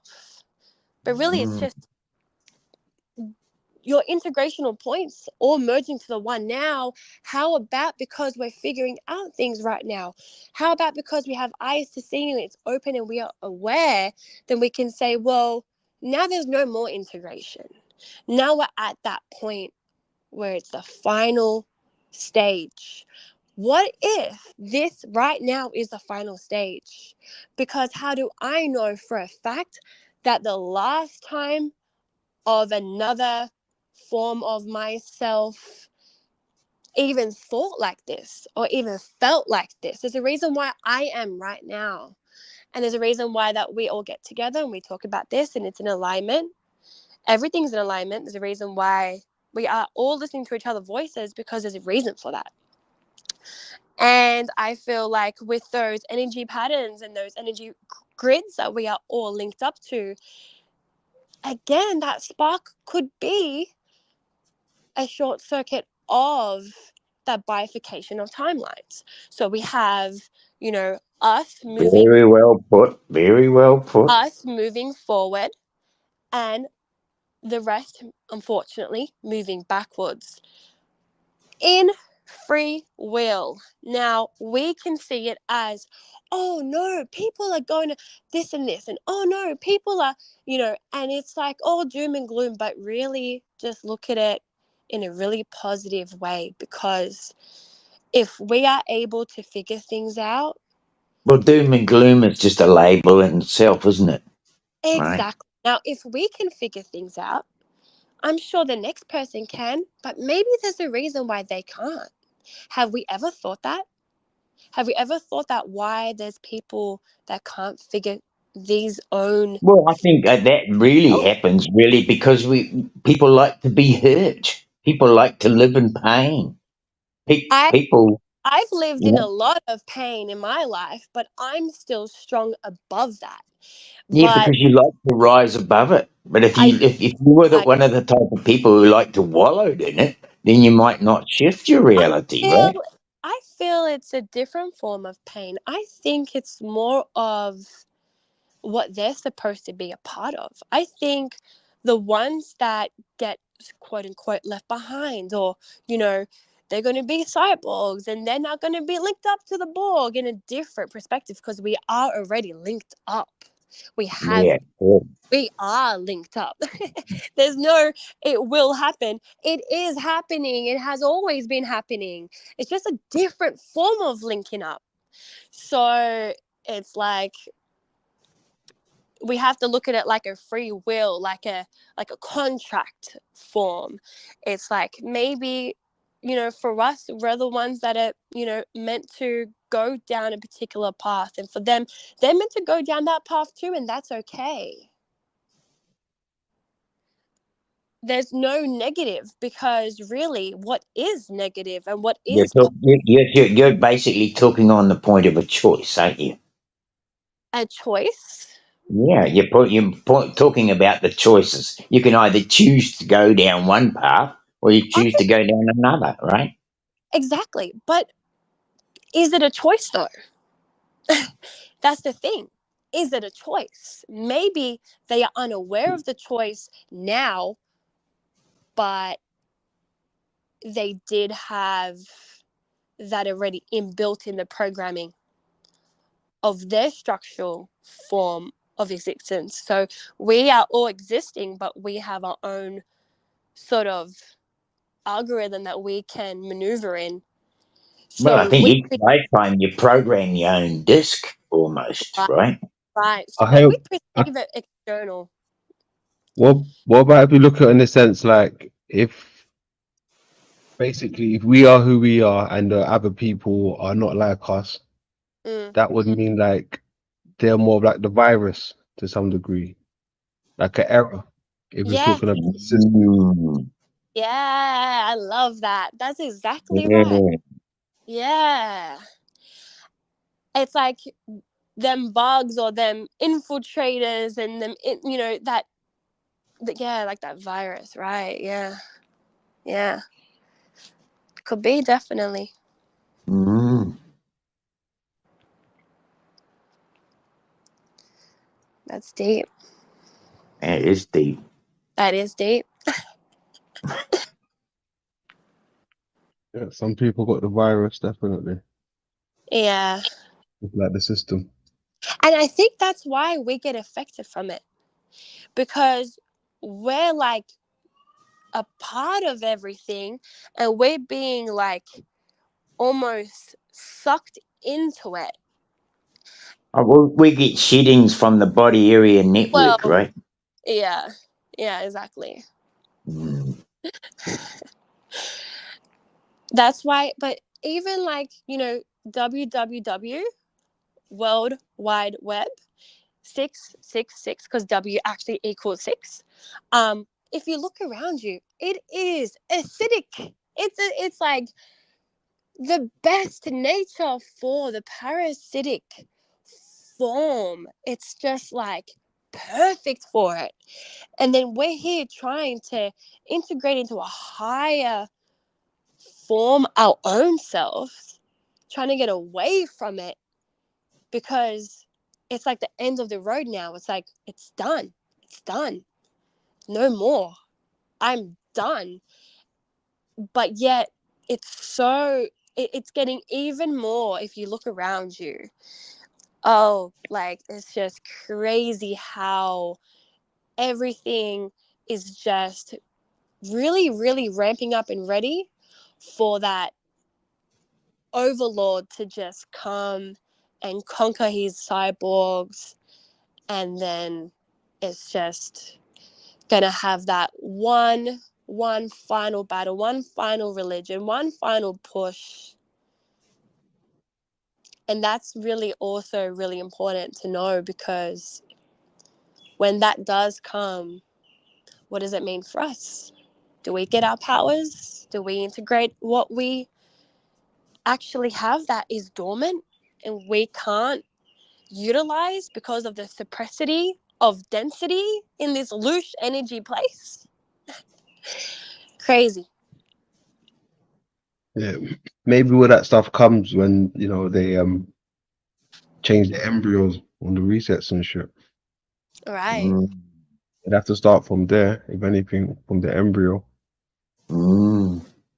Right. Is that referring to the eye? No, that's just on a micro level, like Yeah. merging with the machine. Yeah.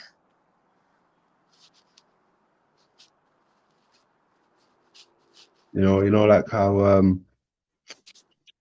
uh, the shows what's his name, the Terminator boys, whatever they're called, Terminator. How they merge skin suit, but underneath is the machine. Yeah. Yeah, yeah. Because, my perception of everything was like, you know, the lizards and reptilians, and then I was like, oh no, insectoids. But what if it's just other forms of AI and that's what they are? Mm. That's what I was just thinking when you were saying that. Yeah, I'm channeling your energy right now. Not in a bad siphoning way. No, no. No. Yeah, crazy.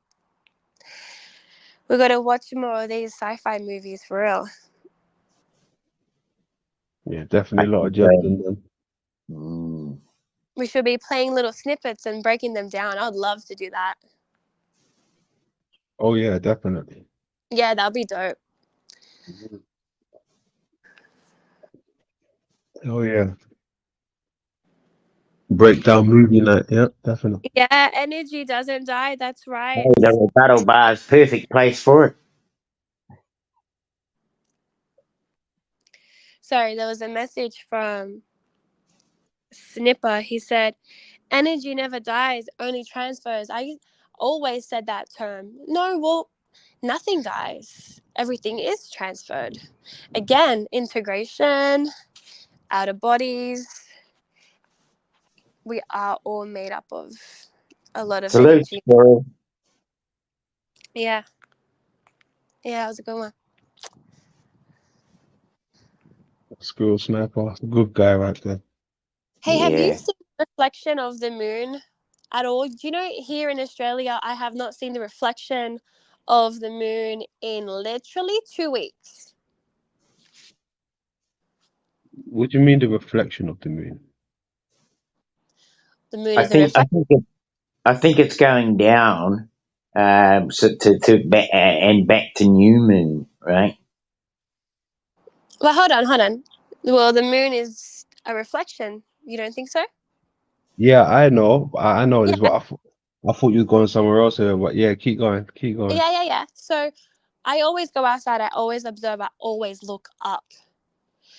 When we go outside, we look up. Have to, always. We've got to observe what is around us. And in 2 weeks, I have not seen. So I don't like to say the moon. I always have to add the reference reflection because I need people to realize that I don't believe in, having things outside of. It's from under within and then it's reflected out on that dome. So, yeah, it's just a reflection. Yeah. Like Yeah. everything's reflected. We are a form of Yeah. reflection too. So what did we talk about the mirror yesterday? Pardon? What did we say about the mirror yesterday? What was that? The What we mirror. said about the mirror. Oh, the mirror. Yes. Okay. Let's get this going because this is massive. Now, mirrors are all around us. All around us. I mean, I love a mirror myself. But has anybody ever questioned what exactly a mirror is? People look at mirrors and think, oh, look, it's my reflection. Oh, look, it's reflecting. Okay, hold on a second. What if it's not reflecting? What if it's mimicking you? What if the mirror, silica sand, is a form of magic and it's mimicking? I figured this out. I watched a whole thing on it and I did a lot of, my own form of going within, researching, discernment, looking up all the qualities and properties within a mirror. And I'm like, oh, shit. These are little magic forms of substance that actually it is way beyond your comprehension of what a mirror is. Guys, give me 1 second.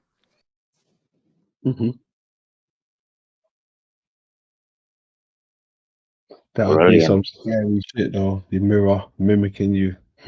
You want to imagine that? That's some trippy shit, bro. Trippy shit, all right, bro.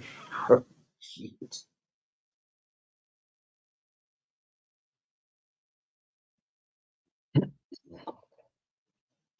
I'll have a quick smoke. I haven't had Yes. one yesterday. All right, I'm back. So, yes, the mirror is mimicking you. And, it makes sense to me because, as a female, I carry a mirror with me all the time. I just do. And it's funny because a lot of different mirrors, and it's good to be aware of everything. I mean, you can still utilize things. Unfortunately, in the system, we do things, but it's about being aware of it.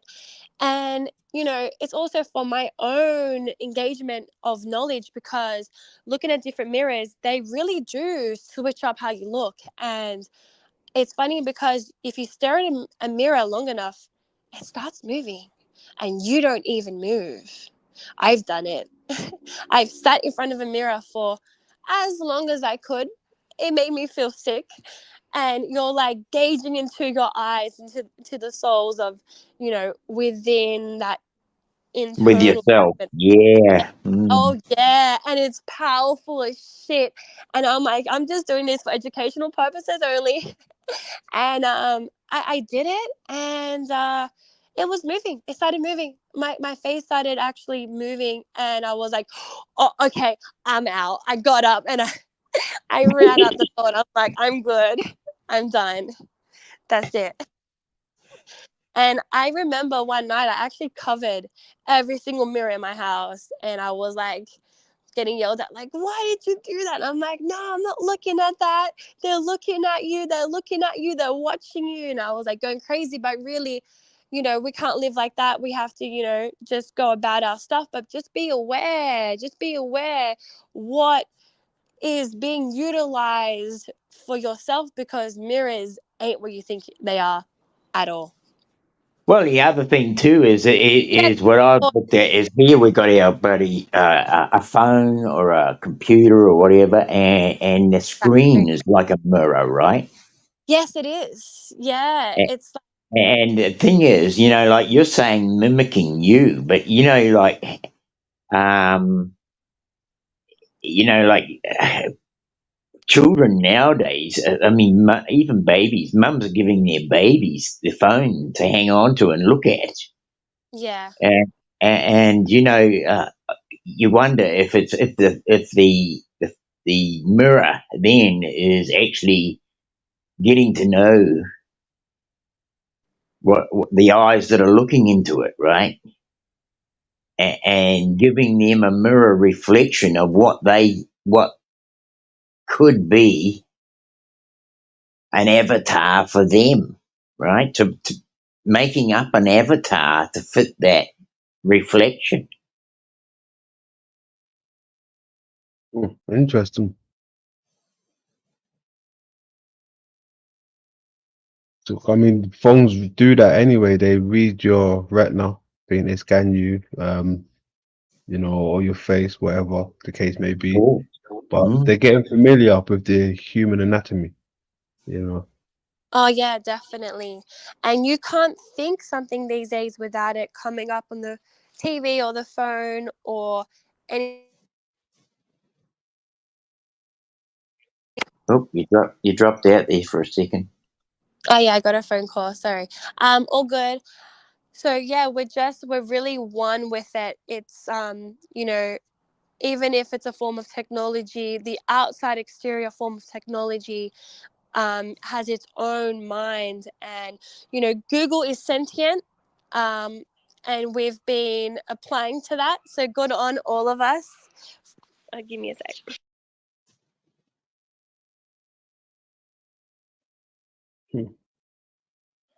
Well, they say nothing new under the sun. Maybe it's nothing new under the dome, really, There you go. Yeah. Oh yeah, I said that last time. I think someone actually commented that and said under the sun, and I'm like, well, we're not really under the sun. But under the dome, Maybe that's a even good. with like how we've got technology under here with us, because we don't know who came first, us or technology. It's Yeah, that's a good question, right? so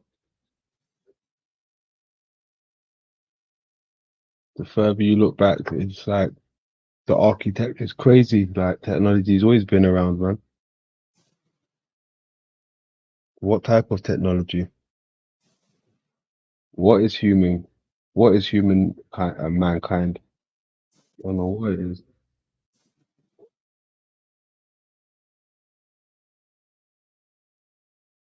Is it a disc that somebody's like picked up a disc in the computer and gone, this disc needs destroying, so they bloody pick it up and they smash it, and then the bloody thing ends up in a billion different particles, and you're one of those particles, right?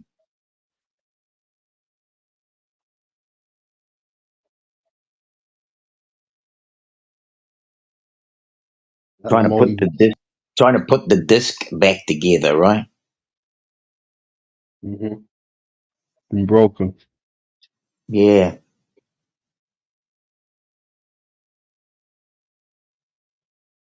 Broken. I don't know, but I mean, apart from the people that's keeping us on lockdown, just other than that, what is a human experience even supposed to feel like or even look like? Other I than wouldn't we've have got a sight and eyes, we can see and touch and smell, but maybe that's a small fraction of a human experience. The thing is, we can only judge anything we have or I'll see or whatever on what we've been taught, Adrian. Right? I mean, we've been taught to say that the eye is the eye. We've been taught to say the cloud looks like a cloud.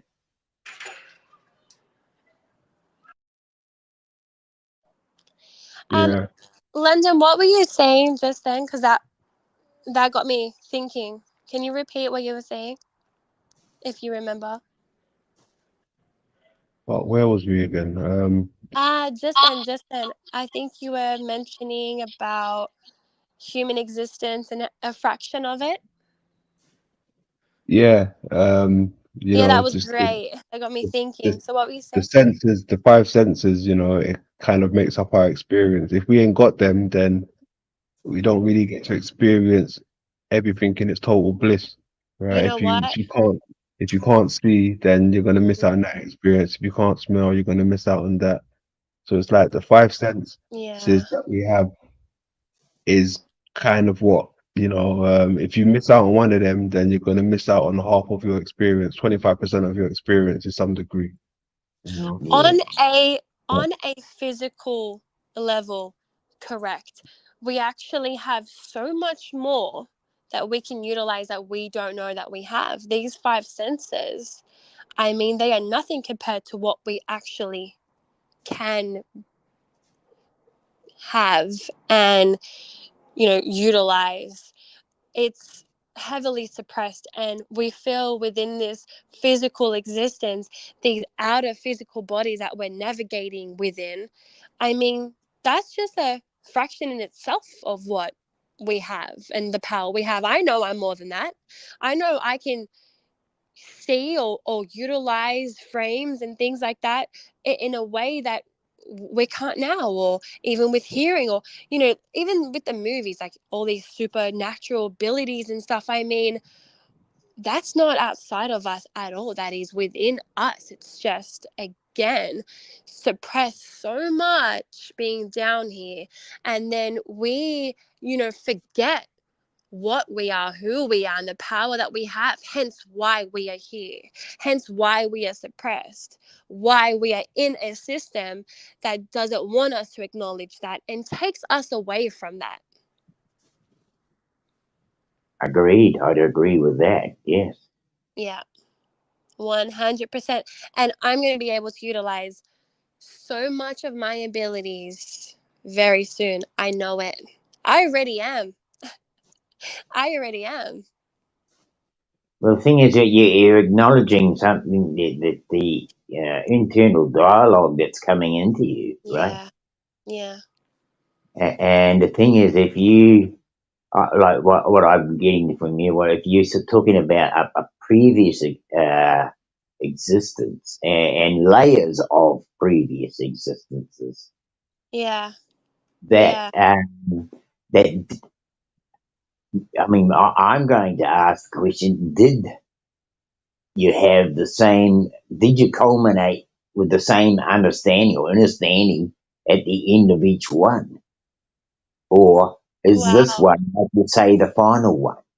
Like Wow. did you Yeah. have a final on every experience, right?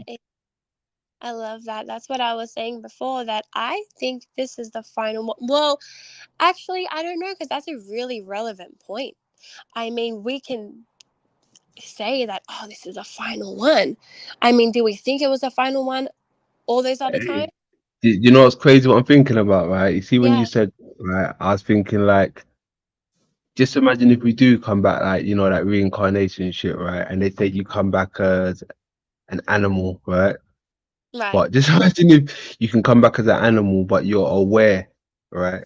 But just imagine the fact that you come back as an animal, right? But you're a completely different animal. And you're like, Yeah. what the fuck? Why do I look like this? Not realizing this is another animal from a different creator, but it's been created. So you're coming back as an animal, whether it's in this creator or a different creator Mm. or a different being. You understand? And so you, Yeah. like an avatar, you're moving into a created avatar, right? Yeah. Yeah. Yeah. That's pretty cool. Mm. That's pretty cool. The stuff. I mean, there's probably stuff that we ain't seen before, but it probably exists. Oh yeah. I mean, Mhm. we are. Well, the I thing mean, is, we may have even seen it before, but but you know, each time you come back, your memories are taken, so that you know out of it, right? actually, you know what else I feel is that on a energetic level, what if these certain things within other creators, are actually apparent within our creator in some, little aspects, which I will get to something really important actually on that topic. And only with the right frequency we can adjust to, see it, such as scutters. So Max Spears, rest in peace. I don't know if he was a shill or not, but I used to follow his work many, many years back. He coughed up that black goo, and what happened was he was targeted. He was definitely speaking out on a lot of things. He mentioned the form scutter. Now, I can't look this up on the internet, obviously. The internet's suppressed completely to what they want you to know and see. So when I try and look up this information, I got to go on the all sorts of other things to try and get it. But I have actually seen a scutter. Now, a scutter, he talks about, and he's the only person to ever talk about this. Now, these are entities, these are spider. Yeah, Max Speeds, hell yeah. Now, these are spider entities, right? Now, it's a sleep state that you're in. It only lasts a few seconds, and they're a translucent, hollow see-throughness, and they're like spiders, and they're normally on give me one sec, guys, sorry.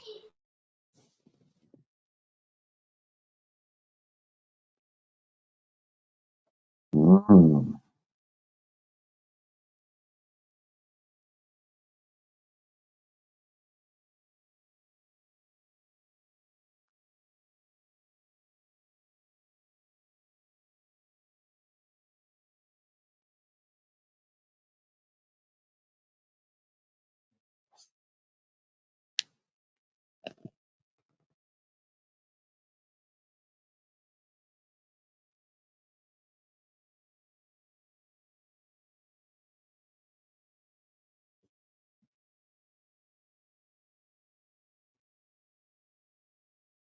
Like spiders. Yeah, so just to quickly wrap up what I was saying about with the Max Spears, I was so shocked to hear him say that, because I was like, whoa, I have seen what he refers to as scutters. Now, could scutters be from a different crater? And because of my frequency, I can see them? Don't know.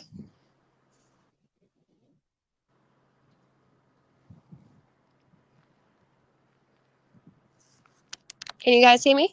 Sorry, I was muted. Damn. I said, what did you call them? Scotics? Scutters. Yeah. Scutters. How do you spell that? Scutters. Okay, so SCU double TERS. Scutters. Really hard for me to find information on them. He mentioned it. His interview got deleted. Guys. got rid of. So these are like spider entities, but they're translucent, and it's only when you're in a dazed sleeping state, and it's normally on like the ceiling or on a corner, and I can see them, just like a glimpse of them. And I used to freak out when I first used to see them. This was back a while ago. I haven't seen one in a minute. So yeah, but then I was, love Max Bees and his old content. Used to always listen to him, as well as so many else. And yeah, I remember he literally mentioned exactly what I witnessed, and I was like, wow, that's crazy. And then I can't even find that information anywhere. It's completely guarded. So yeah, I can see Scudders, guys, and it's probably from a different crater. Okay, to look into that. Guys, I wonder if that's that like thing that they reference in those movies, like meant to be like, like in the Matrix when they have those type of Yeah. spidey looking things, and I've seen them in other moon movies, like those sentient things. Yeah. Yeah, I think they're definitely intelligent, like everything else. As well. Like a squid-like type of thing, but you said spider, but they kind of look like a squid spider. Yeah. Okay. Oh yeah, but it's not like a normal spider that we reference as spider. Like, these ones have legs all around them. So the Scudders that I see are like all around, like many, many, many legs. That's interesting because I was there's a tiny bug. I can't remember what it's called, Yeah.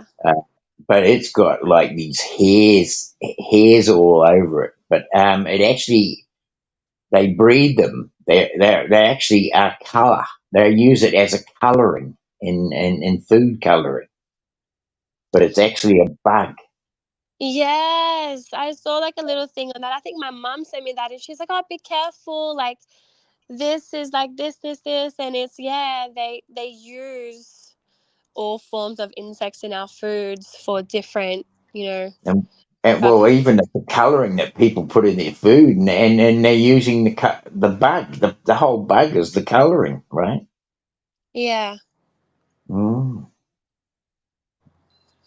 Oh yeah. I'm going to have to go back and have a look at that again.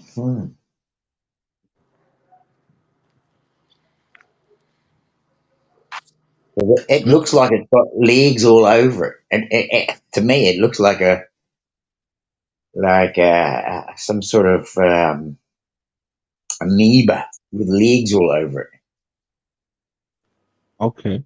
Maybe.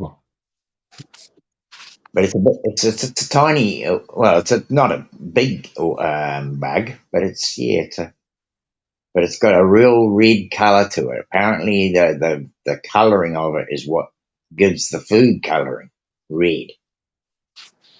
Hey, I think they were saying that about some type of beetle or something, wasn't it? That's where they got the color red from or something. Yeah, I Well, it think so. might be a beetle. Yeah,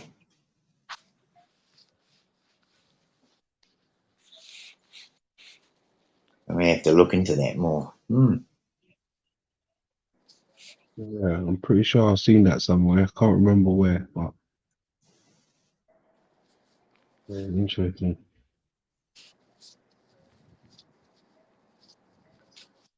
Well, you see, I mean, it's pretty blooming interesting that you got a thing like a praying mantis, and then they can put it like into a solution, and this worm will come out of it, and you wonder how a thing that like a worm that size could actually even fit into its body, right?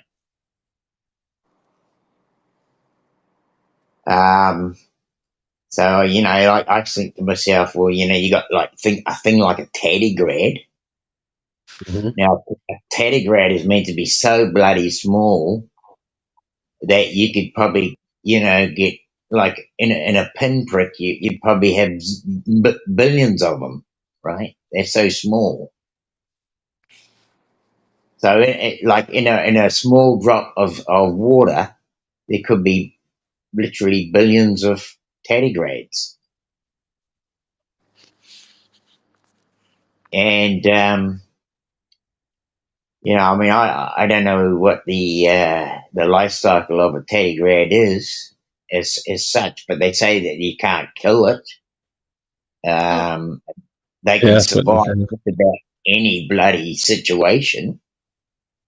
Oh wow. You can, I mean, even one experiment with a bloody tardigrade is that they put that on the end of a bullet and fired the bullet into sand. So you got all these different particles that it all hit at once, trying to shatter the bloody thing, and it still survived. Right? Yeah. Wow. Very interesting.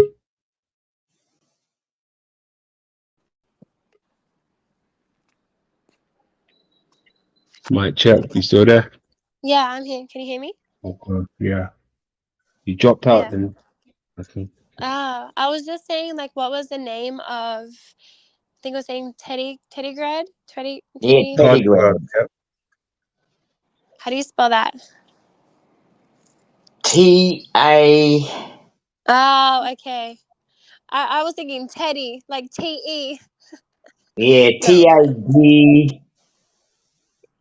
Yeah. T-A-D-I-G-R-A-D-E, I think. Yeah, I'll look into it. That sounds really interesting. You have a look at the head of those things. Yeah. I reckon they look mechanical, right? Fuck. Maybe that's why they can't, you know, die. Do you reckon, Adrian, they look mechanical? Yeah, they got a mechanical nature to it. Yeah, they probably are. Under the scope, anyway. Yeah. I mean, birds are GMO. Birds aren't even real, anyways. Do you guys think birds are real? I don't. Birds are real. Yeah, birds are real. Depending on how you want to define real. But Well, I mean, that can go deep, I guess. But Do I they think, have blood? I think they have blood and bones, right? I mean, I've seen a lot of them glitch out. I've also heard that they're used as spies, and they're a form of technology inbuilt within them, cameras and stuff like that. So, I guess, yeah, like to an extent, birds, have that sentience and form of consciousness, but I think a lot of them are GMO hybrids, for other things.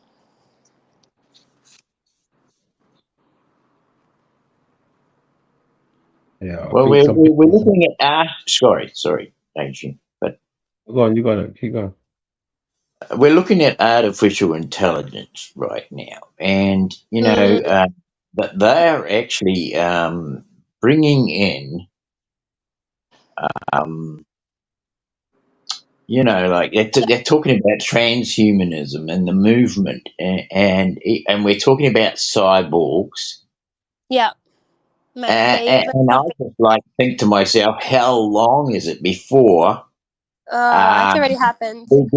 a robot has skin on it, right? Oh yeah, yeah, yeah, yeah. Right. Like we are could be a form of robot with skin on it. How would we know?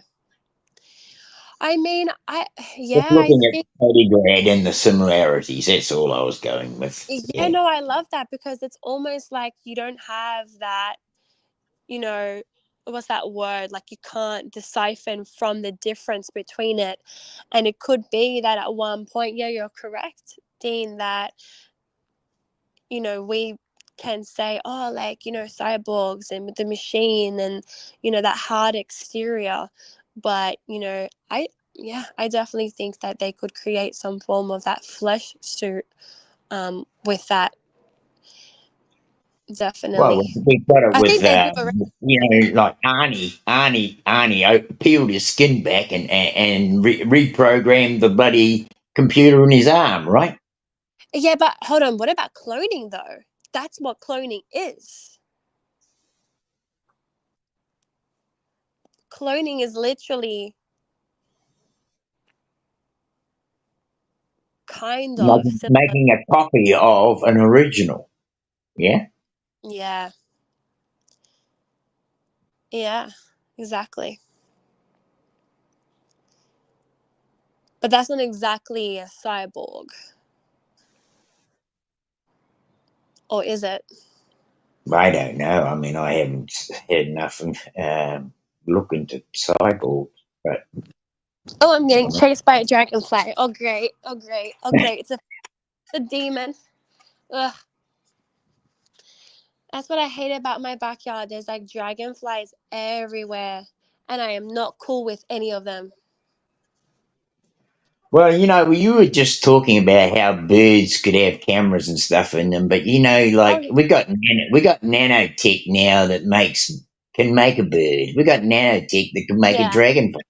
We got nanotech that can make Yeah. mosquitoes. Right? Yeah, that's why they come flying at my head. 100%. They're coming for me. They can probably listen to me right now. Maybe not smart. I'm talking outside of my house. But regardless, I'm still talking on the phone, so it doesn't make any difference. Hey, we Right. got 10 more minutes up here, folks. I'm gonna. Okay. Well, thanks very much, Adrian, for letting us come up Yeah. and waffling on what's going on in our heads. All good, man. It's all good. Love it. Yeah. Good stuff. Do you have anything interesting for us to see in London? And we can. You always. Not at this moment. Maybe next time when I go live again, definitely. Yeah. I've always got interesting stuff, definitely. Yeah. Mm. Well, you had the square and the muscles on the side of the eye. Um, it's been playing in my head for a little bit since we've been watching it, and of course I got cut out while we were talking about it. Oh, Mhm. what is it, Dean? Adrian was showing earlier He's showing the like the eye with the four corners. with the Yeah, four I've seen corners, that. Yeah, yeah. and like I mean, I could see how the four corners exist when we have four different muscle movements that can shift our eye to look like a square. We can actually Yeah, use our eyes to form a square in our with our eyes. We can yeah, shift one corner to another corner, to a bottom corner, to a top corner, whatever. We can make a square with yeah. our eye. We can draw the square, right? Mm.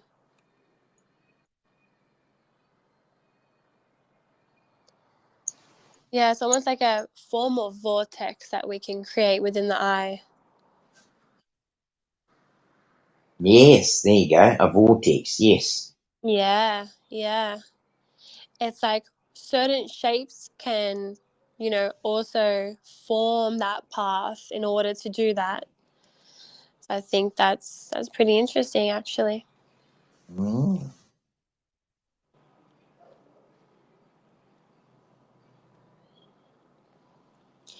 Do you think the square would give off a type of vortex that's different from a circular vortex or a triangular vortex, because they seem to love the triangle.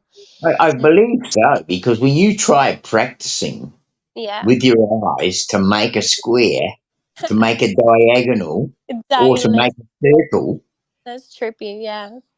the square is definitely a motion in your eye that's not the Right. same as making a circle, right? Yeah.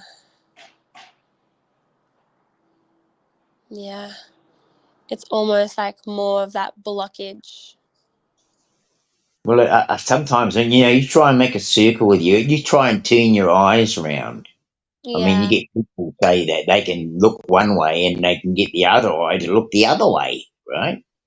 Or even like rolling your eyes back or something like that. Yeah, yeah. Yeah.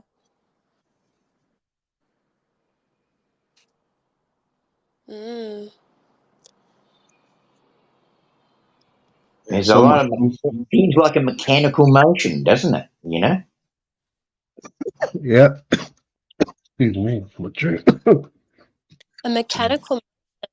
Oh, I it's like like a that. mechanical motion. Right? Yeah. It is. Yeah. It's like it's steering in certain directions.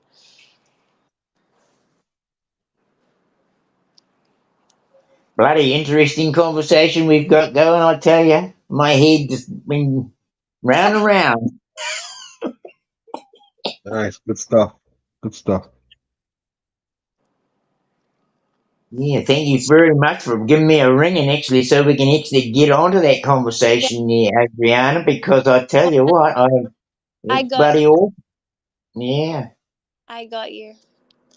This was Mm. long overdue, so I was meant to come up and, you know, London let me do my thing and talk to both of you. Always a pleasure. Well, thank you very much. Yeah, and I'm going to No. drop down because I really need to head off to the toilet. But Yeah. and I don't want to take anyone with me, so see you all later. See you when I'm looking at this, Yeah, and thank you. have a great Yeah. day, and take care and be happy. Be happy. That's Don't it. worry. Be happy. Yeah. Oh yeah. Have a good one. And you. Bye. See you Bye. later. What's that, Dino? Thanks for coming up, bro.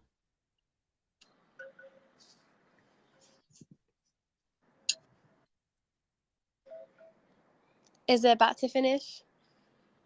Yeah. Closing them out. All right. Closing them out. Thanks for jumping up. It was a pleasure. Thank you. Lay low. You know what it is. Uh-huh. Lay low. Exactly. Exactly. Exactly. Yeah, thanks for coming through and dropping your knowledge on us. I appreciate that. Appreciate that. Mm-hmm. Mm. So that went well. That was okay, wasn't it? Good stuff. Good stuff. People sharing their their ideas, their theories and hypotheses. Oh, yeah, good stuff. More to that. That's what I'm here for, right? We're connecting dots. Connecting dots. So yeah, salutes to that. Salutes to that. Salute to the grand old chat room. Who we got down there? 313 in the place to be. My man GA. CC in the building. Brian A. Mr. Cool in the building. Yeah, good stuff. Good stuff. Good stuff. Big up to Dino. Big up to Eternal. Good stuff. Good stuff. Good stuff. So yeah, I went over a bit longer than I expected, but shit happens. Shit happens. Well, you already know, man. Look after yourself. Love over war. Lay low. London.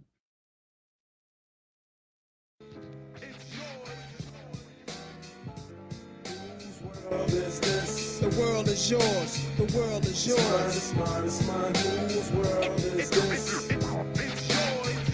It's mine, it's mine, it's mine. Whose world is this? The world is yours. The world is yours. It's mine, it's mine, it's mine. I sip the Don P, watching Gandhi till I'm charged and writing in my book of rhymes. All the words past the margin. The whole of mic I'm throbbing. Mechanical movement, understandable smooth shit that murderers move with. The thief's theme. Play me at night, they won't act right. The fiend of hip hop has got me stuck like a crack pipe. The mind activation, react like I'm facing time like Pappy Mason. With pins I'm embracing, wipe the sweat off my dome, spit the phlegm on the streets. Suede Timbs on my feet, makes my cipher complete. Weather cruising in a 6 cab, a Montero Jeep, I can't call it. The beats make me falling asleep, I keep falling, but never falling 6 feet deep. I'm out for presidents to represent me. Say what? I'm out for presidents to represent me. Say what? I'm out for dead presidents to represent me. Whose world is this? The world is yours. The world is yours. It's mine, it's mine, it's mine. The world is this? The world is yours. The world is yours. It's mine, it's mine, whose world is this? It's yours.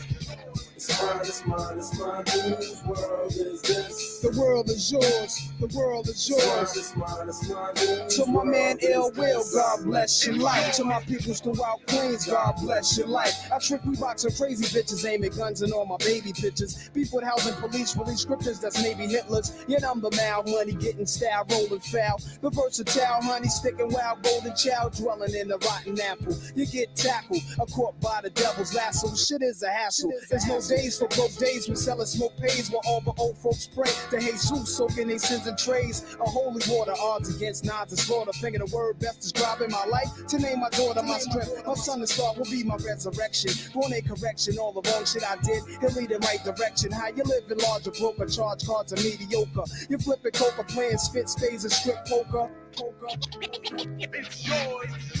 It's mine, it's mine, it's mine. Whose world is this? The world is yours. The world is yours. It's mine, it's mine, whose world is this? It's yours. It's mine, it's mine, it's mine, whose world is this? Yo, the world is yours. The world is yours. It's mine, it's mine, whose world is this? It's yours. It's yours.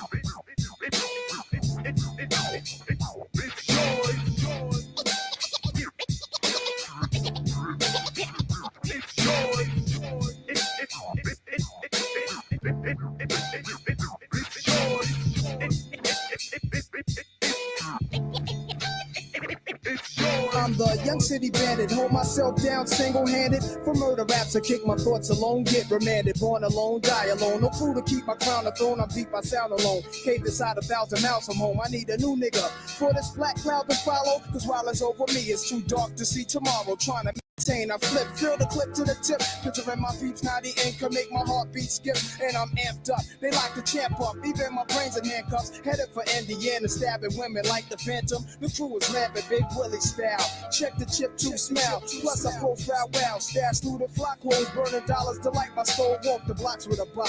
Checking Danes plus the games people play. Bust the problems of the world today. It's yours. It's mine, it's mine, it's mine. Whose world is this? The world is yours. The world is yours. It's mine, it's mine, it's mine. Whose world is this? It's yours.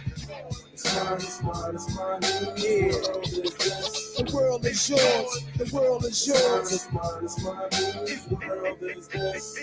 It's yours. Yeah, alright. To everybody in Queens, the foundation.